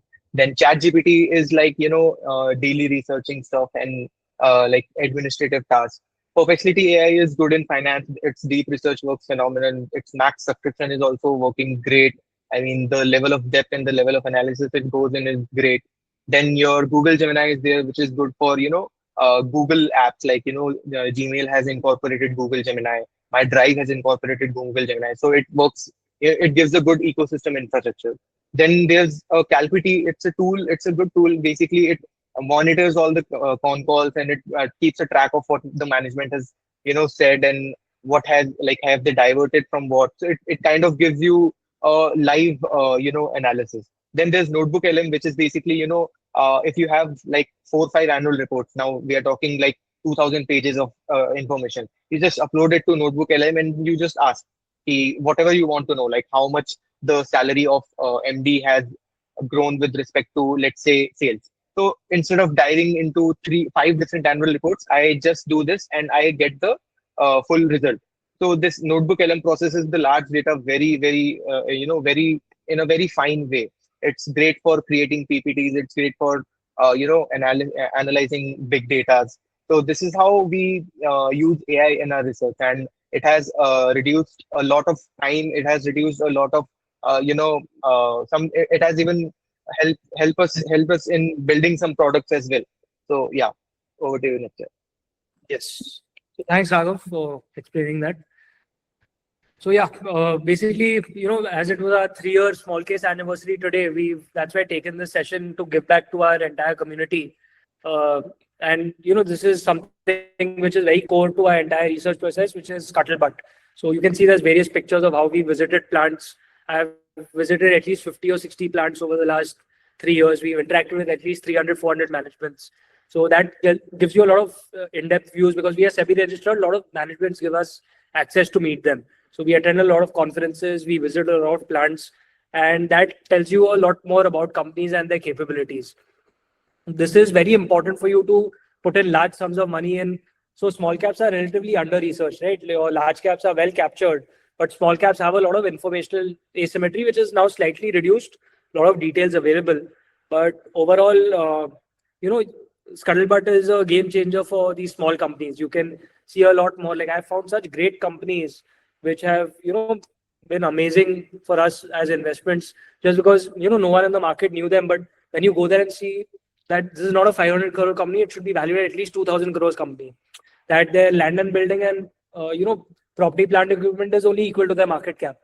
So kind of basically getting it at book value. So there's so many companies like that which are just hidden gems.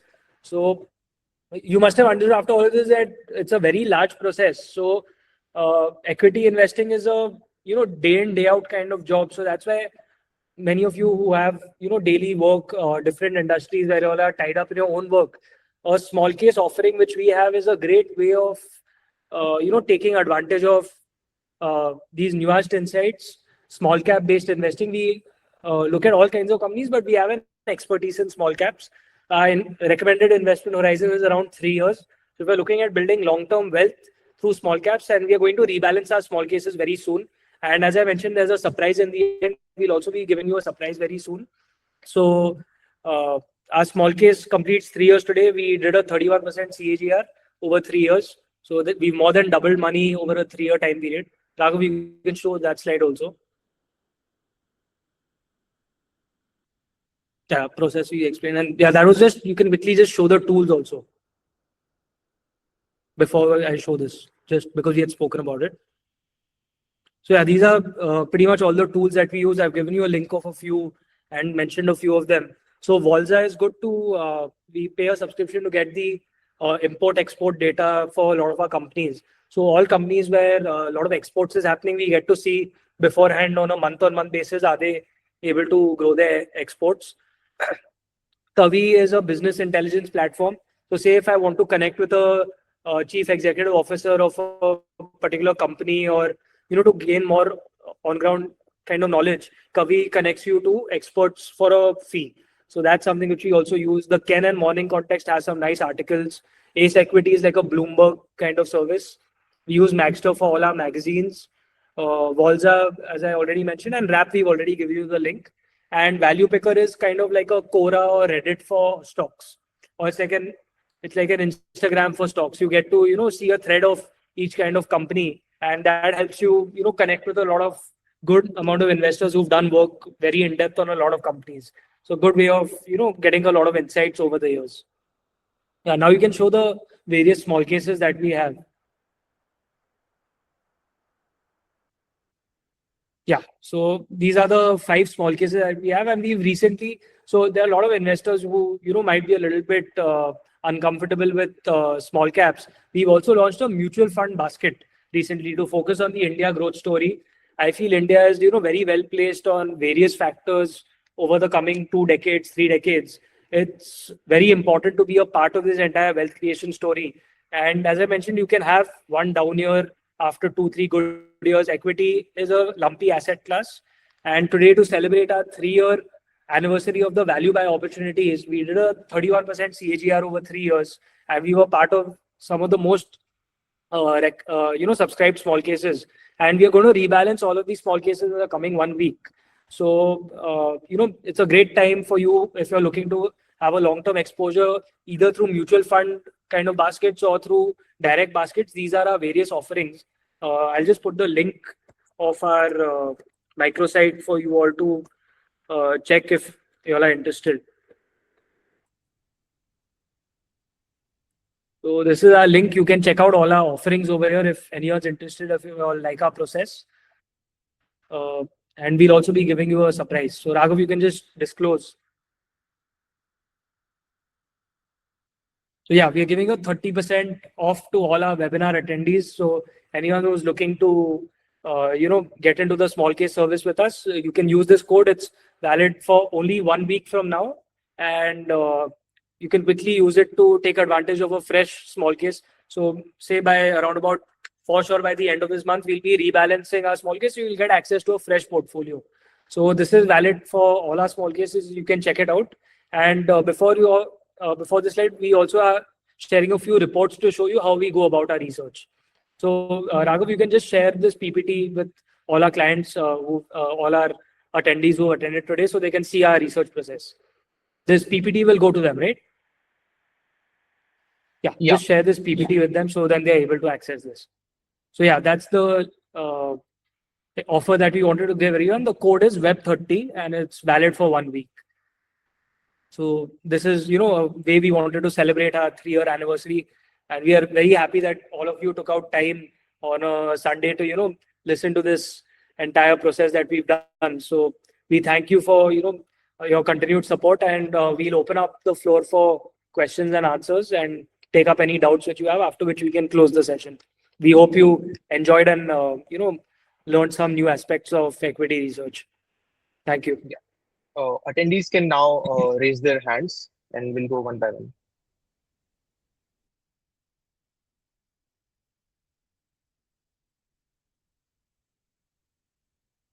Manirji, you would like to unmute yourself?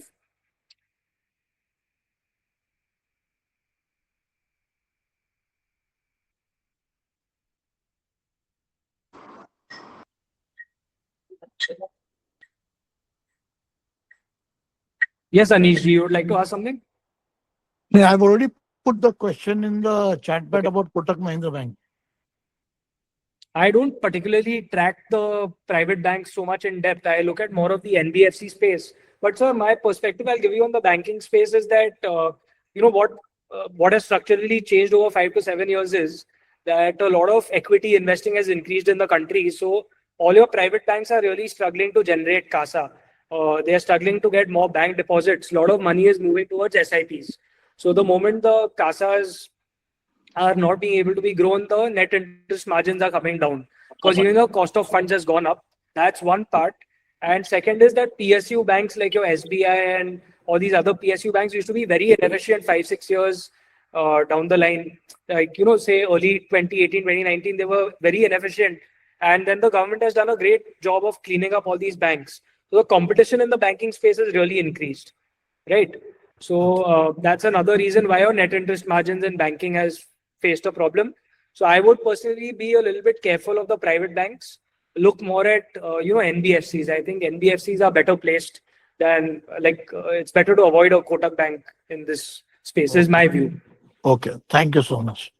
Thank you. Someone wanted to know about our different small cases. That's a good question. I'll just quickly explain. Raghav, can you take it back to that slide, please? Yeah. So our India Growth Story mutual fund basket, we just launched this 2-3 days back. It gives you an access to various mutual funds that we like, because we got a lot of queries from our users who wanted even mutual funds available. So we nitpicked a few mutual funds which we really like. So that's a mutual fund basket that's recently been launched. Second is our value by opportunities fundamental, which is our oldest basket. This is mainly focused on companies which are relatively under-researched, hidden gems, more focused towards small and mid caps, between 15 to 20 kind of stock holdings. That's one. And we are also going to probably increase the pricing of this small case in the next 1 or 2 months. So using the offer in the next 1 month in the next 1 week, which we've given, would be useful to everyone. So value by opportunities is 15 to 20 companies diversified mainly into small and mid caps. A lot of our users wanted below 10 stock small case. So that's a concentration and conviction HNI basket, which the minimum investment size for this basket is 10 lakh rupees. As the risk is higher, the minimum investment to begin with is 10 lakh rupees. So here we focus on the constraints I have put on the portfolio is maximum number of stocks will be 10%, will be 10, and the minimum weightage of each stock will be 10%. So our highest conviction bets are part of this entire HNI small case, which has been launched 6 months back. So in this weak market also, we've done around about 5% kind of return, which shows that, our conviction has worked out quite well. Cyclical baskets is more for investors. It's more nuanced. It's for investors who are looking for companies in up cycles and down cycles. So say chemicals was in a down cycles. We try to enter in a down cycle and try to move towards an up cycle. So all kinds of cyclical margin companies are part of the cyclical opportunities, but this is more for nuanced investors. I would suggest for investors who are new to the entire small cap space, the value buy opportunities as well as the mutual fund basket. These two are good ways of getting started with. And for more nuanced investors, cyclical HNI would be a good way. And for those looking for fixed income, would be dividend yield and growth. So we look at companies with high dividend yields over here, which say you're getting a 3% yield as well as some kind of growth. So this is also something we launched recently, which has taken a slight beating, but safe if you want to kind of get an entire kind of exposure even to fixed income. So these are various kind of baskets. So for beginner investors or relatively new to the small cap space, your value buy opportunities is good, and even your mutual fund baskets are good. For higher risk, HNI is most suited in that way.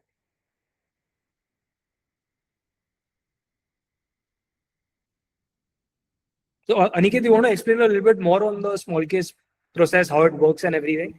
Yeah, sure. So basically, what you have to do is you can use your existing Demat account as long as it is empowered with the Smallcase platform. They have 25 all top Indian brokers connected. So all you have to do is log in with your broker, and you subscribe to the services, log into the broker. So it connects your broker account with the Smallcase API. And all you have to do is just come put the amount that you're comfortable with. Like for example, for a value buy, we would recommend at least like a 2.5 to 3 lakhs amount. And like if you saw the concentrated one, you put your 10 lakhs amount. And then after that, you can put in SIP format, or you can put in lump sums as per, how you feel, depending on the purpose that you have at particular time frames. Also, we will, whenever we make a change in the portfolio, everyone gets a notification on WhatsApp and email, and then you just have to come and approve.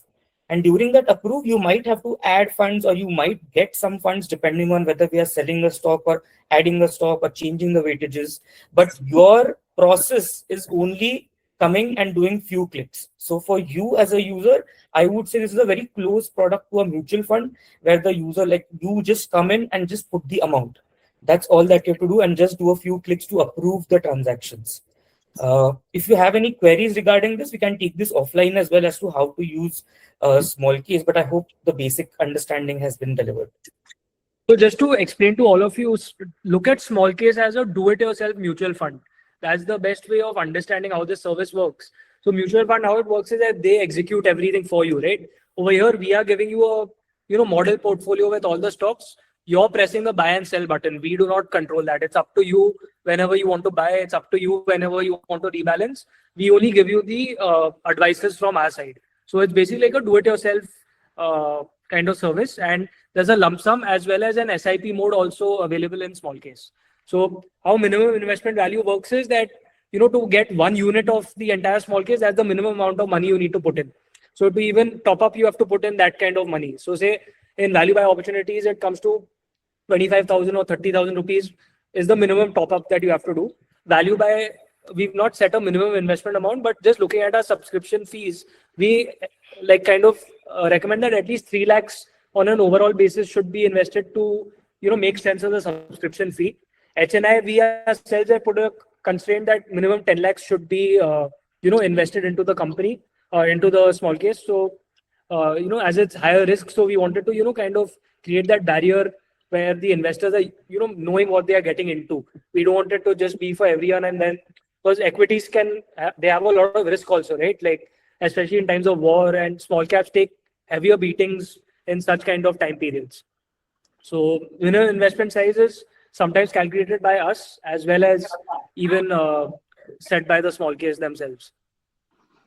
So a lot of doubts on the Smallcase, if anyone has, we've dropped a contact number in the chat box. We can even take this offline to discuss this further.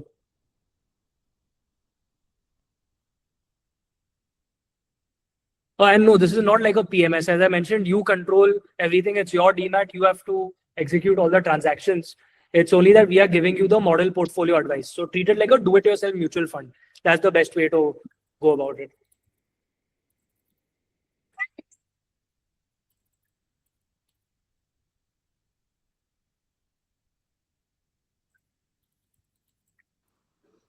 Hello. Yes, Hello. please. Yes, sir. Hello. Please go ahead. Sir, Hyderabad-based Everest Organics CDMO player in future. Sir, And I don't track that company. okay, any idea? Yeah. No, sir. I'm sorry. I'll not be able to give you any view on Uh, that. I don't track it's, that company. your old recommended Ramco system, Hmm. the Anthropic tool, any Yeah. disturb the Ramco system business? Right, so it's a valid concern. So I feel that enterprise businesses so far are I'll give you an example. Say in any company that's using Tally, even with all the Anthropic tools, they are not going to get out of an enterprise business, right? So Ramco Systems mainly makes ERP and they do tools for the aerospace and defense kind of part where AI cannot completely take over. So I feel they are quite well insulated and they've already integrated AI into a lot of their working flows. So we'll be looking at each quarter to see how they're able to win new business or not. But so far, I feel they have done quite well to defend themselves from the AI threat. I don't think Anthropic can completely eat into their business, as it's quite domain specific also. But in future, Ramco, it will be profit-making company, or again it will go for losses. Any idea? I think you can see even the last 3 quarters, the turnaround is clearly visible. From loss to profit, they've done a complete turnaround. So, Raghav, can you just drop a video of Ramco Systems, what we had shot to explain the entire thesis? So, I think, Yeah. sir, that should give you a good idea of how we picked it. Our YouTube channel has 4 or 5 deep dives of certain stocks that we have recommended. Your recommendation will be continued for Ramco. Hmm. Yes, it's still in buy phase. Okay, you research and Everest Organics you send. Sorry, I will check. I'll check. Ah, Yes. okay. Any Thank you. idea, sir? Helios Lab in Hyderabad. Sir, we'll not be able to take these kind of questions. I'm sorry. Sir, Okay. it takes us anywhere between 7 to 10 days to fully research a company and give a buy, hold, sell recommendation. So we would not be able to, take non-Kamayakya companies unless we have covered them in our research. Yeah. Okay. Thank you, sir. Rutuji, you can unmute yourself. Hi, so Okay. I would like to know which companies in the power sector and in semiconductors are you all tracking and which are good to buy? Yeah, so Gufic Biosciences, you'll see a deep dive. That's towards quite a lot of pharma, captured over there. We have Amber I'm talking Enterprises about under our power. I'm talking about power and power. data, Okay, power. power, data centers, and semiconductors. Yeah, we do have quite a few players which are ancillaries. We have a few cable companies in the entire service that we have, and we also have few chemical companies. As I explained, say Naveen Fluorine also. It's not under coverage, but we have these kind of companies which indirectly are a beneficiary of the power theme. Can you name a few? No, I'm sorry, we'll not be able to name the companies. Okay, okay, thank you. Yeah.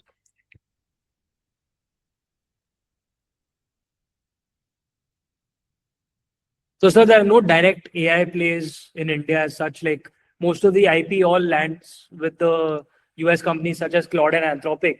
India will be more of a service provider than AI IP generator. Like the IP all is with the US, and they have the lion's share over there. So we only have beneficiaries of in terms of integration of AI. We are more of service providers. We don't have the R&D capabilities to set up our own tools on that level, I feel. So that's why we are focusing more on hard businesses which are not affected by AI as they could face a terminal value issue.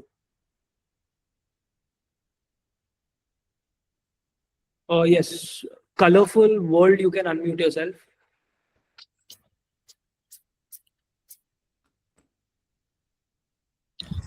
Hello. Regarding your small Yes, sir. cases, I wanted to ask that what is the expense ratio? Do you have anything called as expense ratio like mutual funds have, No. or what is So the system? we only charge fixed fees, sir. How much is that? Yeah, so we'll just, we can send you that on personal chat. So basically, our value by opportunities after GST comes to around 7,000 rupees annually. We charge an annual fees. The HLI small case, which is higher risk. So whatever amount I put, that is amount is fixed or it is variable. Like if I put 1 lakh, then it is 7,000 or No, it's a fixed fee. There's no variable, sir. It's a fixed fee. And what is the system to sell it? Is it NAV based, like every day based on market? You will give a NAV tomorrow if I want to sell it. What is the way? Then sir, so you can sell it by yourself, and whenever we make any sell decisions or rebalancing decisions, you get a notification and you have to execute the sell. Sir, I'll just explain in 1 minute quickly. So basically what happens is when you've bought the subscription, you've connected your small case. Now say you have bought the R small case, which has 9 stocks. All of these 9 stocks will be a part of your existing Demat account. Say, for example, you have a Zerodha account and you already hold 20 stocks in your existing account. So these 9 stocks will get added. Your Demat will now start showing 29 stocks. So when we give a sell call, say out of those 9 stocks, on 1 stock, we have given a sell call. You will receive that as a notification on Smallcase app. Also, you'll get notification on WhatsApp, email, and all you have to do is then just click approve the sell. So then the Smallcase app will take you to your broker. Then automatically it will put the sell, the trade, and it just needs to approve, nothing else. You don't even have to take action. But say, for example, you still want to do something on your own, you are still able to do it because the stocks are part of your existing Demat account. Okay, so I will suggest one thing. Just if you can put a YouTube video on your website or on YouTube, how to handle this small case, it will be better for all of us. Sure. Because, I was under the impression that the stocks lying with you and I have to sell them just like we do in mutual funds, something like that. No. You have this mutual fund case. So in that, you will recommend the best mutual funds and we will directly buy it. Something like that? Yes. That's right. Okay. Understood. And like you are saying, you will be rebalancing. So you will be suggesting some new stocks that we can put in our portfolio, correct? Yes. So whenever we want to make changes in the portfolio, you will be intimated by us. Okay. No, like if I have invested 25,000 and if that like 10 stocks are added to my portfolio, right? So if I want to add more in that, I have to do it through you or I can do it directly also. What is the system? Through the Smallcase app.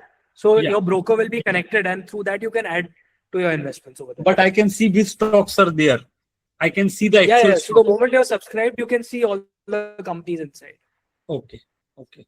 And so it is 100% safe. It is SEBI registered, so there is no issue on that, right? Yes.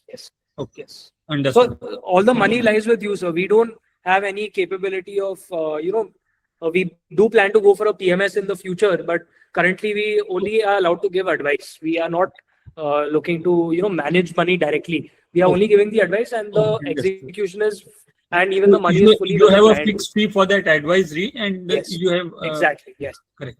Understood. Absolutely. And so once, that's right. like if I make a first payment of say 25,000, so 7,000 you will be directly deducting towards your fees and rest you will be putting the shares, correct? Right, sir. So you basically pay the subscription fee to access the portfolio and then you start investing. Okay. And just to add on that, sir, you don't have to buy the stocks individually. Like your broker account is connected to Smallcase and the execution happens through the Smallcase app once you give approval, and all the stocks in the weightage that we have defined gets added to your Demat as per the amount that is set. All the brokers are connected because like I have HDFC. So many times when I try in Tijori, it says HDFC is not connected, Angel is connected. So HDFC. They have HDFC connected. Smallcase has HDFC, yes. Okay. Thank you. And you have Dhan also. I have Dhan also. Do you have Dhan is also connected. Dhan is also there. Yes. Dhan is also there. Okay. Thank you. Yeah. Girish, can you get clarity about the returns, please? Clarity on the returns as in? What kind of returns you look to, like, if we invest 10 lakhs in any of the small case thing, What Okay. kind of returns over the period of 3 years and all? So see, I'll tell you our internal targets. We are not explicitly allowed to give any kind of guarantees or, I'll investing into companies. So any company that we buy, especially in the small cap space, we look at least doubling every 3 to 4 years. So on an average, our CAGR over a 3 to 5 year period should be between 20 to 25%. And this is just indicative. We try our level best to achieve this, but markets have cycles. Some wars can happen. So that's why having a longer approach is recommended from our side. A 3 to 5 year approach will actually help you get tangible returns on our entire process. So you can assume that since we are, more risk taking in terms of small and mid caps, our return expectations are higher. So my internal targets, I reiterate, these are not guarantees or fixed returns or anything in that way. My internal targets are between 20 to 25% compounded returns over a 3 to 5 year period. Okay, done. Thank you. And we've achieved that in the last 3 years. So our 3 year CAGR over the last 3 years has been 31% in the value by small case. Right. Yes. Girish, Hi, you can Nitya. unmute it. Yeah. Yeah. Hi, sir. Hi, Nitya. Yes. I just wanted to ask Yeah. just your opinion. Yeah. What do you feel of Vodafone idea? I feel so that Jio and Airtel is got the lion's share, and Vodafone is probably going to get butchered even further. Like I would stay away because there's so many better opportunities in the market. I would stay a little away from Vodafone idea because there's too much of debt on the books. That AGR overhang is there. A lot of equity dilution.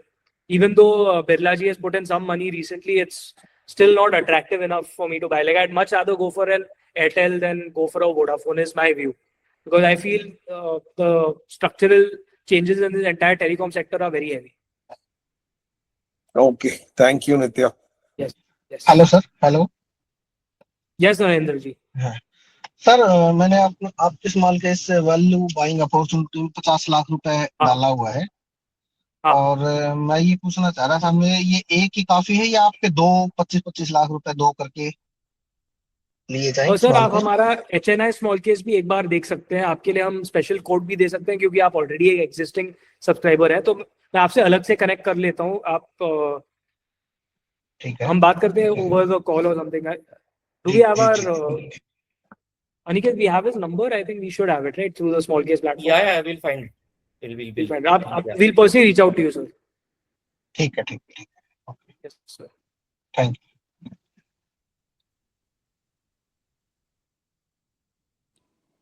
Anish ji has asked a question in the chat box if we intend to give you money to buy MF. So we are not allowed to take any money to execute. We are only allowed to give advices. So it's basically like a subscription to a fund of funds, and then you yourself can buy the units. Could you repeat the ballpark benchmark or comparison? Yeah. So Jay ji, what I had said is just to give you a quick idea, like don't take this too in depth. So say when you're below the 10% EBITDA margin range, you will usually be in the 0.5 time to 1 times revenue kind of price to sales metric.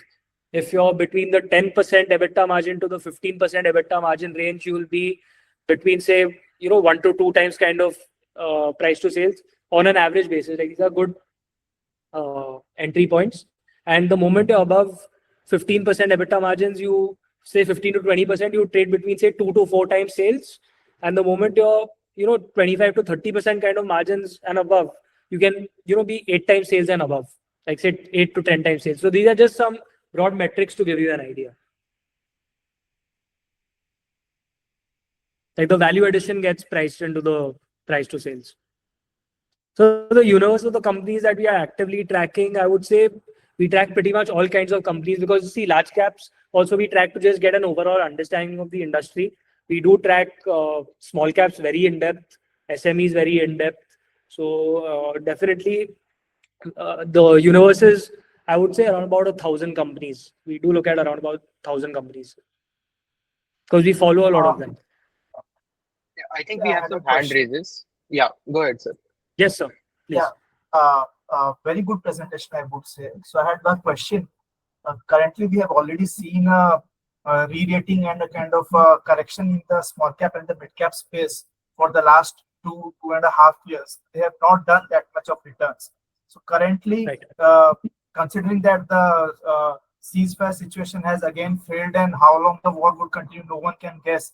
So the correction in the small cap space, what is your perspective? Has it kind of 70% of the correction or 100% of the correction is done, or kind of how long further correction would continue in small caps? Any thoughts on that? So it's a valid, question in that sense. I feel that it's very difficult to time the exact bottom because, we have a lot of factors in place. So mainly this entire war is all about the oil prices. The key trackable here is the crude oil price. The moment Brent crude falls below 95, say sustainably moves towards an 85 kind of level, I think Indian markets should do very, very well. This video which Raghav has shared, I think should give you a good idea. So I feel if you're investing today, small caps should do quite well over a 2 to 3 year perspective from today. Is my view. You can start on a staggered manner. Don't have to go all in today. Because anything can happen geopolitically. It's something that is not in our control, and these factors can repeatedly come up. But if you have a 2 to 3 year kind of perspective with a small case, it should do well for you at today's price. Thank you. Yes. Shrikant, you can unmute yourself. Yeah, hi Nitya. Good afternoon. Am I audible? Yes, absolutely. Okay. Nitya, I have a few questions related to the small case, specifically the mutual fund offering that you have on the small case. I'm currently already subscribing to the mutual funds through the direct route to options. Hypothetically, let's say if I go for the small case mutual fund options that you have, my current holding is through the physical route. I do not have a demat account linked mutual fund holding. Is it mandatory to have a demat account? For mutual funds? No, it's not necessary. No. For small case, I mean. No, so it's not necessary. Now, recently, luckily in the last 6 months itself, they've allowed you to start making subscriptions without having a demat account. So earlier, this used to be an entry barrier where you needed to have a demat account to do a subscription, but recently they made this change. So now for the mutual fund small case, you can subscribe even without having a demat account linked. Excellent. So from what I understand from what you just said, I can subscribe to the small case mutual fund option, and I can even pool in my existing mutual fund corpus or mutual fund holdings into that small case. But no, that doesn't work. No. Okay. Yeah. So basically, how it works is that you're getting access to, say, the 3 or 4 funds that we have recommended in the mutual fund small case. That gives you the option to do an SIP or start investing lump sum. It will show you the option in the small case app where during market hours you can start buying the units of those funds. So those will be fresh investments for you. It doesn't transfer your existing mutual fund holdings into the small case. This is just like a new. I understand what you're saying. Yes. What I really wanted to see on one single screen or on a single screenshot, my own independent purchases, and simultaneously further down in the screen, the small case mutual fund basket. So let's say, for example, if I'm having HDFC FlexiCap Direct Growth on my own, and you have HDFC Mid Cap, for the sake of example, right? So can I see both these at one single shot on the same screen? That's the question. So there's this app called MF Central where you can see all your mutual funds, right? And on the small case app, for the small case that we have recommended for the mutual funds, there you'll be able to see the performance of only that.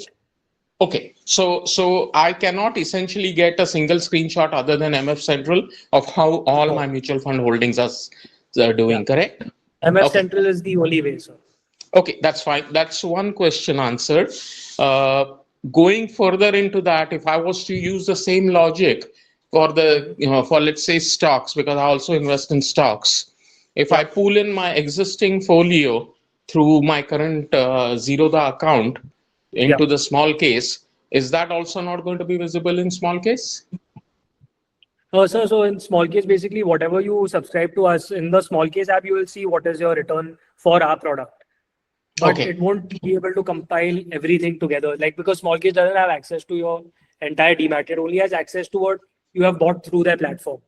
Okay, so it will only work on the basis of that one single Smallcase subscription that I would hold with you. That would be the only thing. And say for example, if I have, for example, HDFC Bank in the Smallcase as well as you hold it even personally, it will still take HDFC Bank shares which you only had in our Smallcase holding. It Understood. won't So consider what's outside. It will only the Smallcase will only show what has been purchased or traded through Smallcase, not any other holdings. Okay, understood. Understood. Fair enough. I think that's the only thing. I appreciate that. Great presentation, Nitya, and I'll be in touch with regards to opting for the options. Yeah. Thank you. Sure. Thank you. And yes, sir. Please go ahead. Sir, FM Go Edge is the automobile stock. It is a worthable buy? Sir, we'll not be able to give you advice like this. I'm sorry. We only are able to, as a research analyst, we cannot give you views. It's like against the plans. How is it, sir, and future market? Any idea or market? And I'm sorry, sir. We'll not be able to give any stock specific advice. not specific stocks, index view. Yeah, we are positive on the index. So we have more of a stock specific approach, but we are positive on the Indian markets on a long period of time. Okay. Okay. Thank you. Thank you. Akashji, Raghav, you can just show the 1 year chart of our value by opportunities. I think should be around about 4 or 5%. In the last 1 year, that's been bad. I'll just quickly tell you, Raghav, if you can show that return screen. Anshumanji also wanted to get in the queue. So Anshumanji, in case you also. Yes, Anshumanji, please unmute yourself. Nitya and team, congratulations first of all. Thank you so much, sir. I just wanted to ask, specific to pharma, there is a narrative that IT being the next pharma. Do you believe in that? That's a question number one. And if so, do you are you tracking some proxies in pharma? And if you could, if you are planning to have a video or some kind of a write-up for our small case community. Yes, sir. So on our YouTube channel, we have a video of Indigene, which is a pharma proxy. And very soon, in the next 1 week, we'll also be launching a CDMO play in our small case baskets. Okay, yeah, that works. Thank you. Yes, also, Gufic video. Yeah, even Gufic video is another pharma play that we have. What I was specifically looking for is so as a whole pharma might be next theme also, right? So are there any proxies that you're tracking along with the direct plays? Like Indigene definitely is a proxy. What I was more inclined towards is, let's say, the cap boot companies for that, HLE Glasscoat, or I don't want to name here the companies in particular, but yeah, I mean the overall play, like the chemical industries which are which are more inclined towards supporting pharma. I mean that. Yes, sir. We are tracking those. So yeah. Okay. A little bit valuation safety is not there in a few of them. So we are just a little hesitant on starting coverage on those. But we are tracking certain potential companies. Like you'll see a CDMO play being put into our baskets quite often. And yeah, so there is quite a lot of overlap in our small cases, but there will be different weightages and quite a few different stocks also in quite a few of them. Yeah, okay. There will be overlaps. Thank you so much.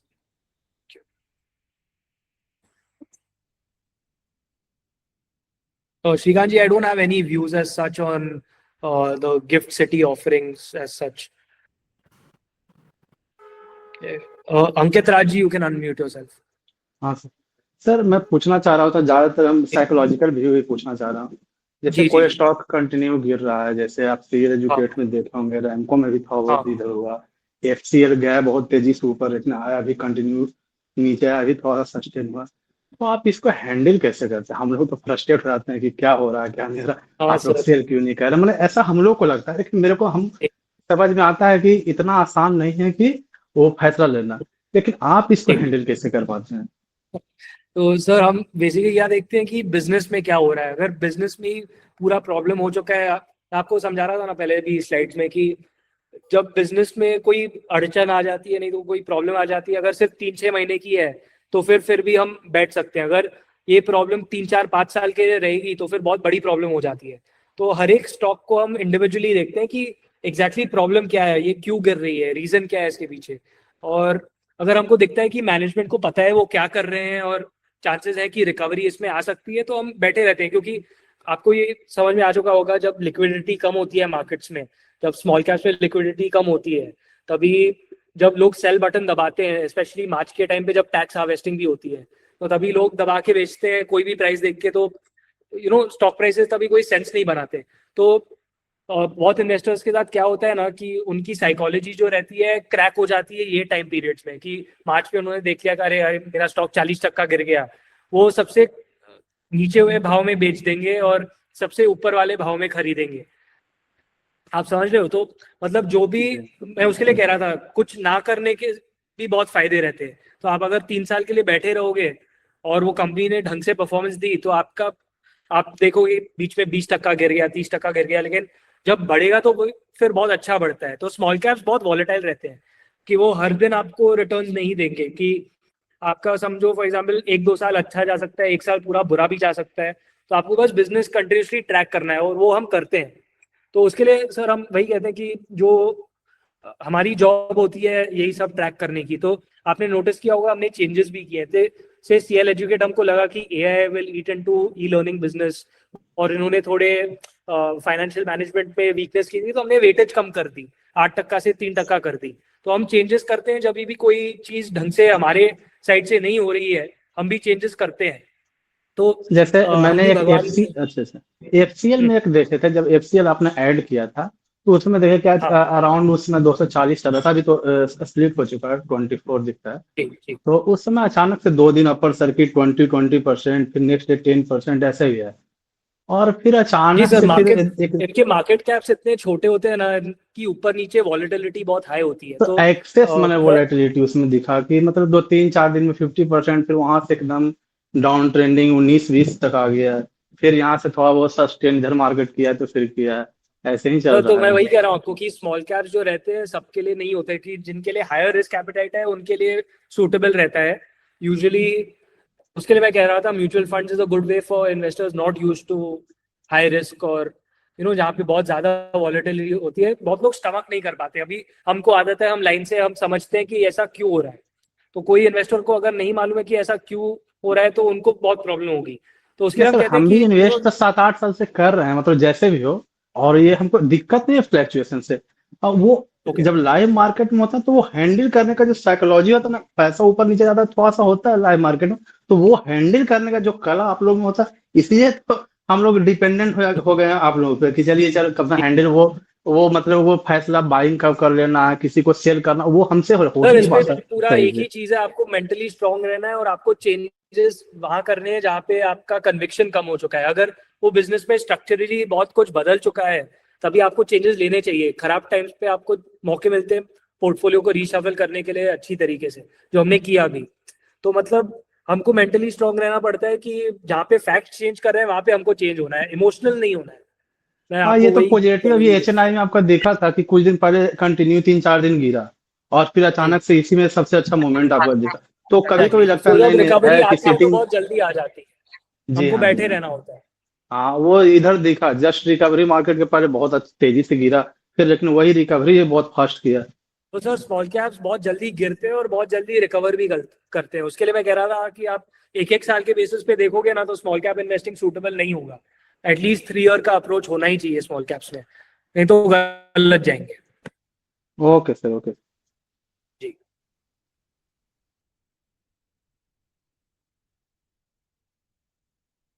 Shalinji, I would say that our value by opportunities is quite well diversified. We look at a lot of sectors. So I think because that has the most level of track record, it's something even all of you can trust more. And I would suggest that you guys can subscribe in this 1 week, but just wait till we rebalance in the next 2 weeks or so.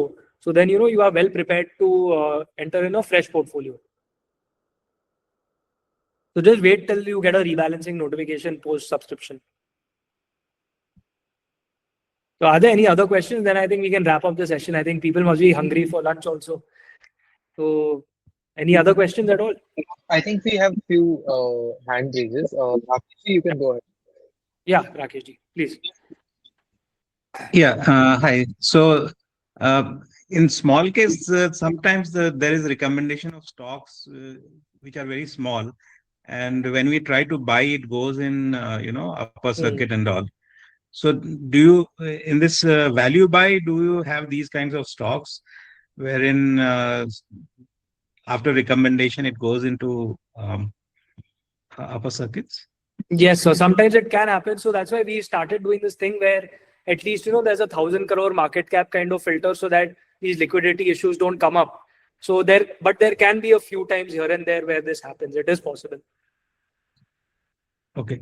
And another question is related to your other products that you offer directly from your website, related to SME stocks and other, so let's say if I subscribe to that, will I be able to create a portfolio of my own, after your advice and, study, or shall I go for the small case?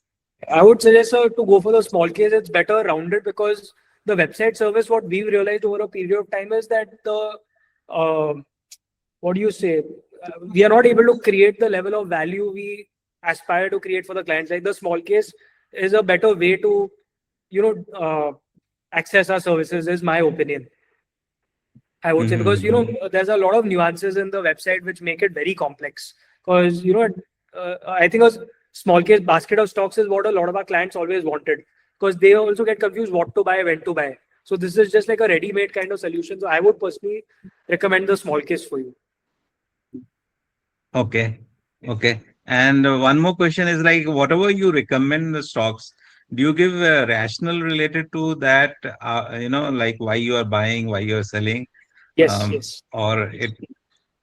Okay. So Raghav, you can just tell them later on about even where the report links are, like in the basket. Yeah, sir. So you'll be able to see the reports.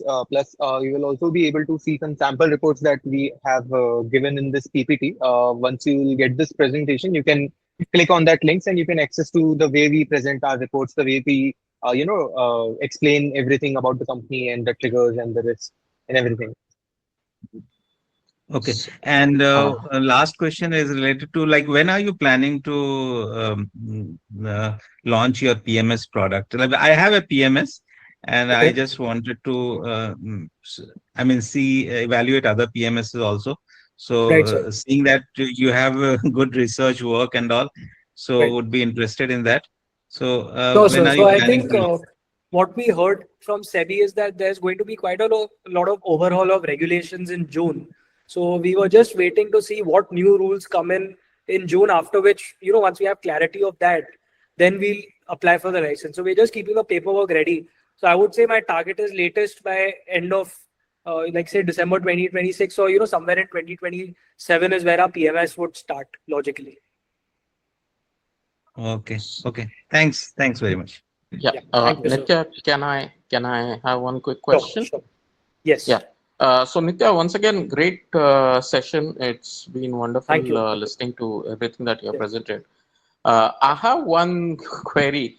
How often do you hold these kind of hand-holding sessions or interactive meetings with your customers? Is this something you do regularly, or can I sort of flag some issues that you have? How often are these interactions? So this is the first time we've done a public webinar, to celebrate our 3-year, anniversary. Otherwise, what we do for our small cases is that we have a quarterly webinar call to discuss all the developments in our holdings. So that we do every quarter. Okay, and if I have any concerns or queries in between, I can raise these with you. Am I correct? So we have a WhatsApp community. So once you subscribe, we add people to our small case communities, and from there we can always connect. You can drop us an email or WhatsApp me personally. That's how we usually deal with it. So we do a quarterly webinar, and through our communities on WhatsApp, we always take up daily queries, if any. Excellent. And our contact details are always available. Excellent. And whatever developments we have in our companies, like daily some updates or some announcements by companies, we put them in the respective small case communities as well, so that even our subscribers are, kind of updated with what's going on. Excellent. One last question, just as a matter of interest, when you come out with some recommendations with respect to buying a certain scrap or buying a certain mutual fund, do you also put out a potential target price and target period, or is that not? So usually we don't do that, because what happens in small case is that people are entering at separate prices, right? Like not everyone has the same entry price. So that can create quite a lot of confusion. So basically how our team looks at it is that every stock which is there in the small case, can a user who's entering today buy each one of those? It should be worth of that user buying that stock, every single stock of the small case every day. That's how we look at it. Okay, got you. Thank you. Yes, because it becomes difficult otherwise to give like a potential upside, because people are entering at different prices. Fair enough. Got you. Thank you. Yeah, just one last hand raise from Mr. Desai. You can go ahead. Yeah, Nitya, I'm Manhar Desai from Baroda. Yes. Hi, so nice to connect with you after a while. Yeah. How are you? It was a very impressive talk, and I'm really amazed the way in which you describe, and I'm definitely started liking for your stock picking skill as well as the Thank you, sir. Now, I have only one question. In case I want to join your this small cap scheme, I have my account with ICICI Direct. I will become member in your scheme. Whatever stock you recommend, with my own study also, if I like, I can buy directly in my ICICI Direct, or I have to buy through you only. You can buy directly also. You can buy directly, sir. Because see, basically small case is made for convenience. I know a lot of users who just subscribe to the small case and do the investing on their own. They just want to see the names of the stocks. Fine. So That's completely fine. Yeah, and absolutely, I'm definitely joining within this week, so I get this 30% discount. Oh, sir. Yes. Absolutely, sir. Thank you so much, sir. Bye. Appreciate it. Yeah. So I think with that we can wrap up our Sunday session for today. I hope all of you had a great time. Thank you, Raghav, for helping out with all the tech. Thanks, Aniket, also for taking time out for all of this. So I had a great session interacting with all of you. Good learnings even for me, how potential investors can think about things. So very happy to interact with all of you on a Sunday. Have a great Sunday and look forward to interacting with all of you on our small case calls also. Thank you so much. Thank you, everyone.